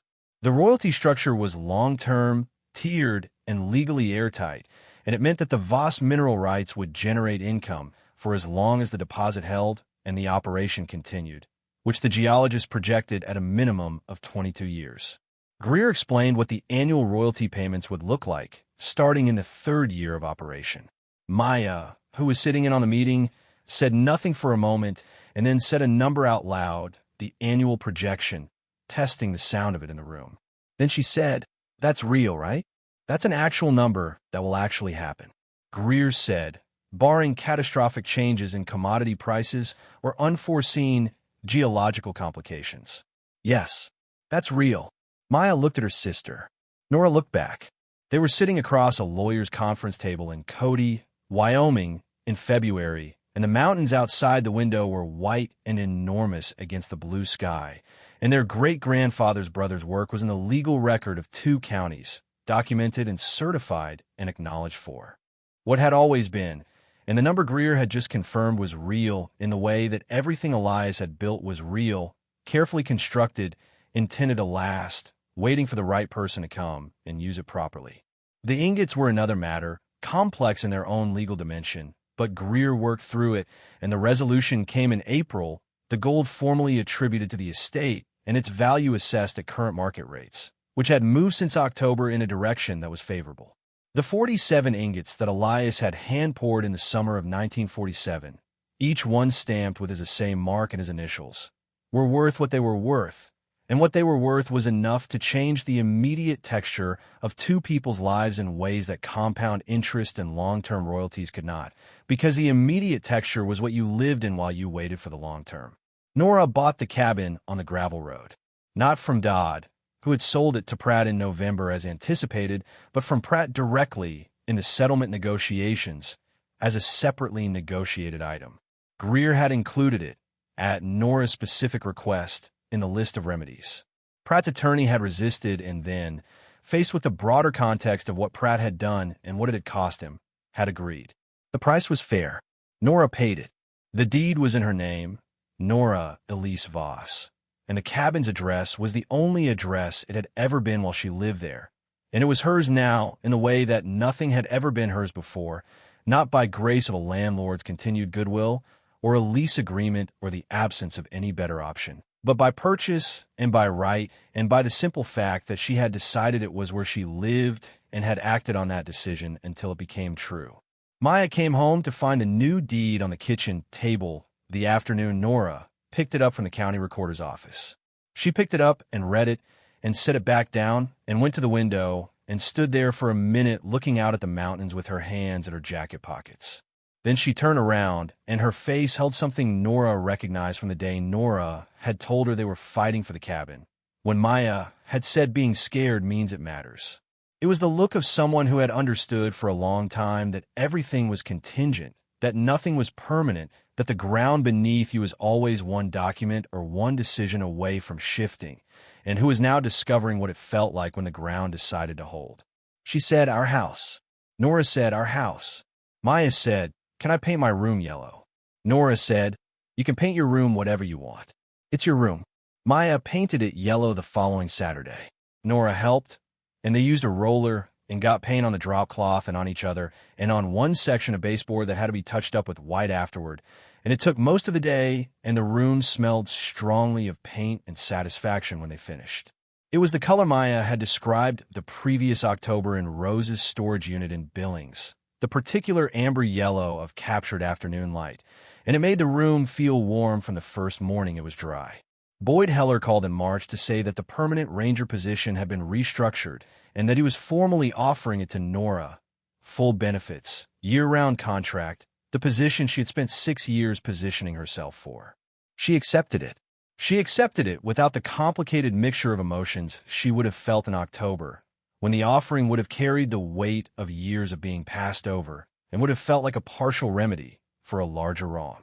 She accepted it now as a straightforward thing, a good job that matched her skills and her knowledge of the terrain and her investment in this particular piece of the world. And she would do it well, because she always did her work well, and because the Merritt Range was hers in the way that places became yours after years of paying close attention to them. The permanent position was good, and it was right, and it was not, as it would have been in October, the most important thing. Craig Sutton transferred to the Bozeman district in February. She had not asked for that. It had happened because he found a position with better proximity to the ski culture he'd come to Montana for, and she was genuinely fine with that, because she had found that having enough made it easier to be generous about the things that didn't matter, and this was one of them. Elias came home on the 15th of May, when the ground was fully open and the valley was green with the specific vivid green of early mountain spring. The town turned out for it in a way that surprised Nora, though when she thought about it afterward, she understood why. The town had been holding a version of Elias Voss for 3 generations, had been living with the wrong story about one of its own, and the burial was an opportunity to correct that publicly and finally, to set the record of a man's life in the ground alongside his remains. People had a need for that kind of correction. They felt the weight of the wrong story even when they hadn't known they were carrying it. The cemetery on the east side of town had a section for the older family plots, the 19th century and early 20th century graves of the people who had built this place before anyone currently living was born. The Voss family plot was there, their grandmother Eleanor's stone and their parents' shared stone, and now a new stone that Nora and Maya had chosen and commissioned together, simple gray granite, the lettering clean and readable. Elias Robert Voss, 1901 to 1947. Mining engineer. He built well. He kept faith. Garrett's grandfather spoke at the graveside. He had prepared remarks, but departed from them almost immediately because he was 81 years old and had lived in this town his whole life and had things to say that did not fit any prepared format. He said that Elias Voss was the kind of man this valley needed more of and had not valued enough when it had him. He said that what the chamber proved was not just that Elias had found something valuable, but that he had done it honestly and documented it honestly and had trusted that honesty would be enough, which was the kind of trust that required either great faith or great stubbornness. And he was not sure which it had been, but he admired both. He said, "We should have looked harder for him in 1947. That's a thing we have to live with. But we know the truth now, and we know it because of these 2 women standing here, and that count for something." Maya cried. Nora stood beside her and led her, and did not cry herself until later in the cabin, alone in the kitchen after Maya had gone to bed, standing at the window with the mountains dark against the spring night sky, and the propane heater working quietly, and the deed to the house in the drawer. She had put it in when she brought it home. She let herself cry for a while, for Elias, and for the 77 years, and for the version of the family story that had needed to be corrected. For her grandmother, who had kept the wooden case and the combination all her life without acting on them, who had perhaps believed that keeping them was enough, who had perhaps not known what to do with a man the town had called mad, and had resolved it by preserving what he'd left and hoping that someday someone would know what to do. For her parents, who had died in a house fire when Maya was 7 and Nora was 23, and who had never known any of this. For the years of managing and surviving and doing the math that didn't add up and pretending she was fine when she was barely holding the line. Then she stopped. She dried her face and made tea and stood at the window for a while longer, looking at the mountains, and felt what was on the other side of all of it, which was not triumph exactly and not relief exactly, but something quieter than both, a settling. The kind that came when a long tension released, when the thing you had been bracing against for years finally moved in the direction it should have been moving all along. The mountain was the same mountain. The glacier was still retreating. As it would continue to retreat, the ice giving back to the air what the air had taken in warming increments over decades.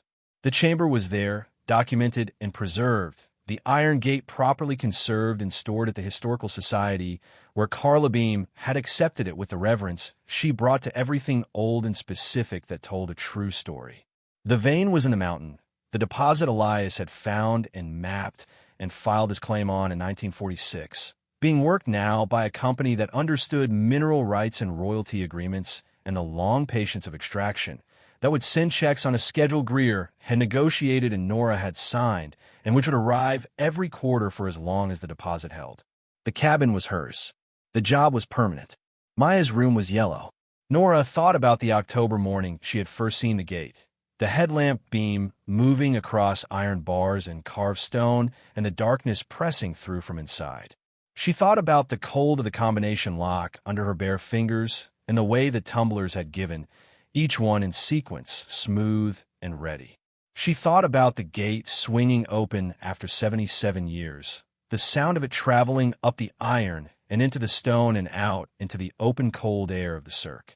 Elias had written one word on the piece of paper in the wooden case, below the combination and the date. Waiting. He had written it as a description of what the gate was doing, what everything inside the mountain was doing, what the claim was doing in the county records. He had trusted that the right person would come with the right numbers and the right understanding of what they were looking at, and he had been willing to wait for that. She had come. She turned off the kitchen light and went to bed. Outside, the mountains held their position against the night sky, enormous and patient and full of things that had not yet been found, full of things that were waiting, as everything patient and real eventually waited for the person with the right combination to come and open the door.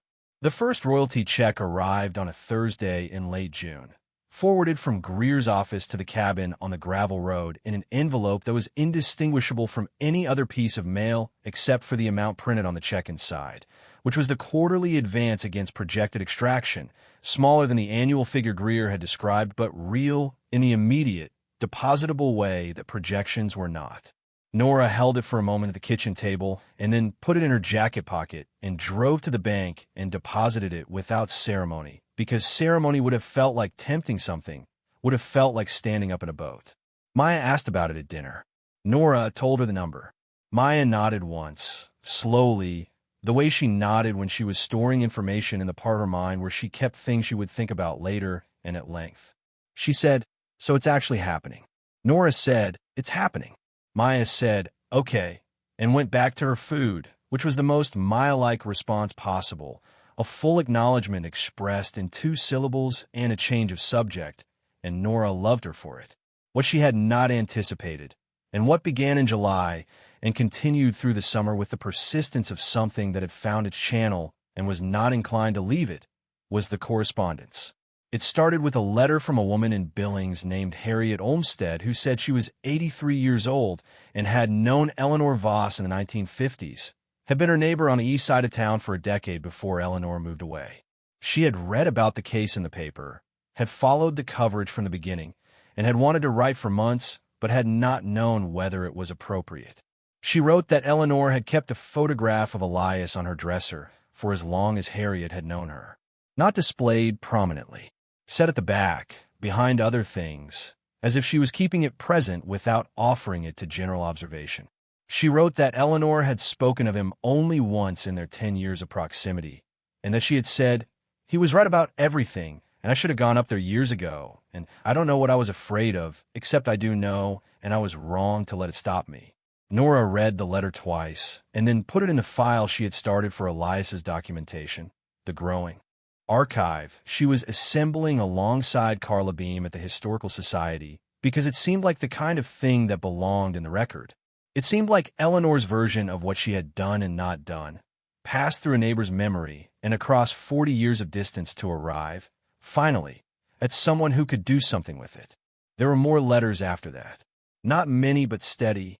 A retired surveyor in Livingston who had worked with a colleague of Elias's in the late 1940s and wanted to share technical documents that might be useful for the historical record.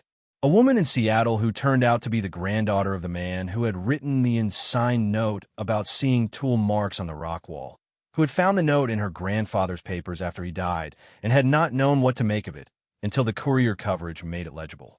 A man in California, Elias's age or thereabouts if he'd lived, who turned out to be the grandson of the mining attorney in Billings, who had found the unsent correspondence in a box his father had kept, the carbon copies of letters to Elias that had never received replies after October of 1947, and who sent photocopies with a note that said he was glad the story had come to the right ending, even if the ending had taken a while. She answered all of them. She answered them in the evenings at the kitchen table after Maya was doing homework or reading, in the specific quiet of a house that was theirs and therefore had a different quality of silence from any house they'd lived in before. She answered them in the careful prose she used for things that required precision combined with something warmer than precision, and she kept copies of her replies in the same file as the letters, because the correspondence was part of the record too. It was the town and the surrounding geography reassembling the true version of a story it had been carrying wrong for a long time, and she was the one the reassembly was being directed toward, and she took that seriously. In August, the mining operation began preliminary extraction work, which was visible from the upper valley trails as a small constellation of equipment at the edge of the North Face access road, organized and purposeful, following the survey plan that Elias's original data had informed and that modern geological modeling had refined. Nora drove up to the access point on a Tuesday afternoon off and looked at it from the legal boundary line, not because she needed to confirm that it was real, but because she wanted to see it with her own eyes, wanted to mark the specific fact of it in her understanding. The equipment was working. The vein that Elias had mapped at 9,000 feet in 3 years of solo survey work was being worked by a company that knew what it was doing and had agreed to terms that were fair and documented and would hold. She stood at the boundary for a while, and then she turned and looked south, across the valley, at the town 2,000 feet below. Merritt's crossing in August was the fullest version of itself, the summer tourist having arrived with their expectations and their expensive gear and their genuine, if sometimes uninformed affection for the landscape. The main street busy in the particular way of a small mountain town that existed for most of the year in a more muted register. She could see the general shape of it from up here without being able to see the specifics, the library and the recorder's office and the cemetery on the east side and the self-storage facility on Route 9. She could see the cabin's approximate location on the gravel road, marked by the cottonwoods she'd always used as a landmark coming down from the high terrain. She had been looking at this valley from elevation for 6 years. It looked different now. Not visually different. The mountains were the same. The town was the same. The valley floor held the same grid of roads and fields and structures it always had. But the way she was positioned within it had changed in the specific way that ownership changed your relationship to a landscape. Not entitlement, not dominion. The mountains were not hers in that sense, and she would not have wanted them to be. Something quieter, belonging. The settled understanding that she was not a person who might need to leave, but a person who had chosen to stay, and that the choosing had teeth now, had backing, had a deed and a mining agreement and a family history that was in the county records accurately for the first time in 3 generations. She went back down to her truck and drove to the district office to finish her afternoon paperwork. The thing Boyd had not said and she had not said, and that they were both circling without landing on, was Craig Sutton.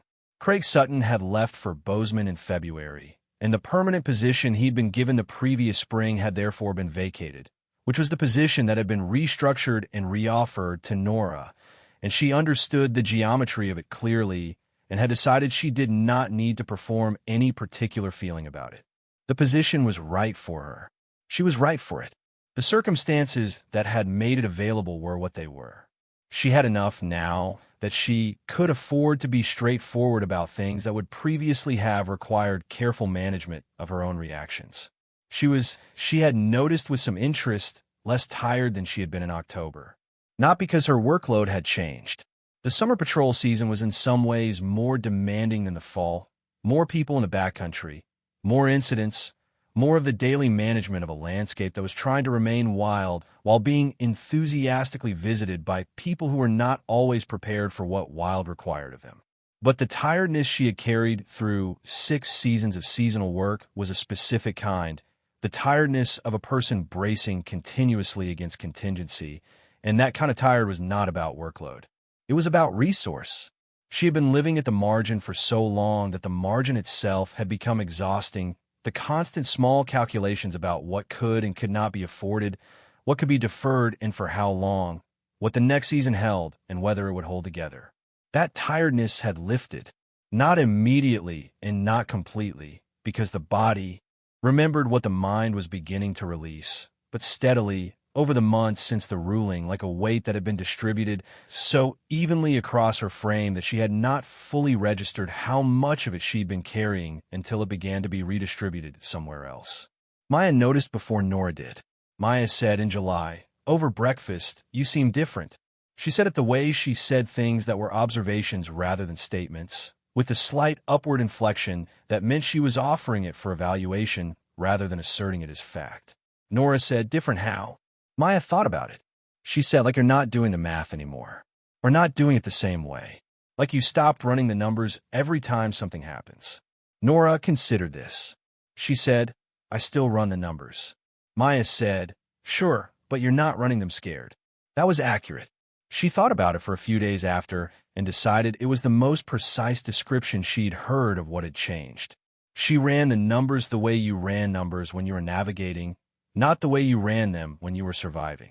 The difference was not about how often you did the arithmetic. It was about what the arithmetic was for. The Historical Society's formal exhibition opened in September, a small one, the kind that fit in the 2 rooms the Society used for rotating displays and that the town's population sustained through the winter months as a form of collective memory maintenance. Carla Beam had been working on it since spring, with Nora's involvement in the documentary aspects and with the loan of several items from the family archive that Nora had formally designated as on long-term loan rather than donation, because she was not ready to give them away permanently, and Carla had understood that without needing it explained. The exhibition was called What He Found, and it told Elias's story in the sequence it had actually occurred rather than in the sequence the town's memory had arranged it. There were his technical documents in facsimile, the survey maps, NSA records mounted behind glass. There was a photograph of the chamber taken by the forensic team, printed large, showing the shelves and the crates and the desk with the family photograph visible in its frame. There was the ensign note about the tool marks on the rock wall. It's original in the County Historical Society's permanent collection now. Its text reproduced on the exhibition panel with a notation about Henry Pratt's response and the court's record of the same. There were the old photographs that had emerged from the town's collective holdings after the Courier's second story. Elias at survey sites and community events, present and professional and unremarkable. The photographs of a man who had been part of this place before anyone had decided to remember him differently. The wooden case was there, in a glass case at the exhibition center, open, the piece of yellowed paper inside it visible but not legible from a standing distance. Beside it, on a printed panel, the full text of what Elias had written. The 6 numbers, the date, his initials, and the single word below. Waiting. Nora went to the opening on a Thursday evening with Maya and Rose and Garrett, who had brought his grandfather. She stood in front of the large photograph of the chamber for a while, looking at the desk and the family picture in its frame, and she felt the particular quality of looking at something from the outside that you had experienced from the inside, the double vision of memory and documentation. She had stood in that chamber in the cold and the dark with her headlamp cutting through 77 years of sealed air, and what she was looking at now was the formal version of that moment, the version the record would hold, cleaned and lit and mounted for public understanding. Both versions were true. She was glad to have both. Garrett's grandfather stood beside her for a moment without speaking. He had the quality some very old people had of making silence feel occupied rather than empty, as if his presence was commentary enough and words would only interrupt it. After a while he said, I used to think the mountains kept things to punish us. He said it quietly, as if he was finishing a thought he'd been working on for decades. He said, now I think they just keep things until we're ready. She looked at him. She said, do you think we were ready in 1947? He said, I think you were ready this October. And that might be the best we can do, is be ready when we're ready. She thought about that for the rest of the evening and for several days after, and she did not reach a firm conclusion, because she was not sure firm conclusions were the right response to the question he'd been circling. But she kept it with her the way she kept things that mattered, not resolved but present, part of the ongoing inventory of what she understood and what she was still working on. The fall came in the way it always did in the Merritt Range. First as a color change in the high country, the larches going gold above treeline, and then as a temperature shift in the valleys, the mornings developing a bite that required acknowledgement, and then as the first serious weather event, a storm in early October that dusted the peaks and left the valley floor with the particular clarified light that followed the season's first snow. Nora had her first anniversary of the Glacier survey in the second week of October, though she did not mark it formally. She marked it internally, the way she marked most things that mattered to her, with attention rather than ceremony. She hiked to the Harrow Glacier on a Saturday, not for the survey, which was now conducted by a full team including Garrett and 2 new seasonal hires, and which had been substantially expanded in scope given the increased scientific interest in the site. She hiked up on her own time in the early morning before the survey team arrived because she wanted to see it in the hour before it became official and documented and attended. Wanted to see it in the same quiet it had held on the morning she had first crossed the cirque and seen the iron bars through the cold gray light. The glacier had retreated further. The season's melt had continued the pattern she'd been documenting for 6 years. The ice pulling back from the cirque wall in the slow, annual arithmetic of climate, giving back to the rock what the rock had not seen in living memory. The north wall of the cirque where the chamber entrance had been was now fully exposed. The stone face that Elias had cut and shaped and fitted visible in the morning light. The work of a man who had known how rock behaved and had treated it accordingly. The chamber entrance itself was open, secured with a heavy gate the state archaeologist's office had installed when the historical preservation designation was formalized in the spring, fitted with a lock that only authorized personnel could open and that bore no initials. She stood at the entrance and looked in without going in. The headlamp would have illuminated it, but she didn't need to go in to know what was there. The chamber had been documented completely. Its contents had been cataloged and assigned. Its story was in the record. What remained inside was the space itself, the stone walls and the packed earth floor and the low ceiling that had held without collapse through every season the mountain had asked of it. It was a good piece of work. It deserved to stand. She thought about what Garrett's grandfather had said at the exhibition. She thought about the glacier giving back what it had held, the slow mechanics of release, and she thought that there was something in the nature of things that tended eventually toward disclosure, that the true version of events had a kind of pressure behind it, not moral pressure exactly, not the pressure of justice in the dramatic sense, but the pressure of material reality, of things that were actually built and actually filed and actually written in journals that did not decay at the rate that stories did. The false version of Elias had been a story. The true version was stone and iron and documented as same marks, and a journal he had signed with his full name. Stone and iron lasted longer than stories. You just had to be patient enough to wait for the story to wear through. She turned away from the entrance and looked south across the cirque, across the high open terrain above Treeline, across the long view to the valley floor 2,000 feet below. The town was a grid of small shapes at this distance, unreadable in its specifics, legible in its general fact of existence. A town in a valley at the foot of a mountain range that was older than anything any of them had names for, going about its Thursday and its autumn and its particular version of the ongoing project of being a place where people lived. She had a job here. She had a house here. She had a sister who was applying to colleges with geological sciences departments and who had, the previous week, told Rose that she was thinking about environmental law, which had made Rose put her coffee down and stare at the ceiling with the specific expression she used when something pleased her more than she wanted to immediately show. She had a grave here now, in the east section of the cemetery, the simple granite stone that said what she and Maya had decided it should say. He had built well.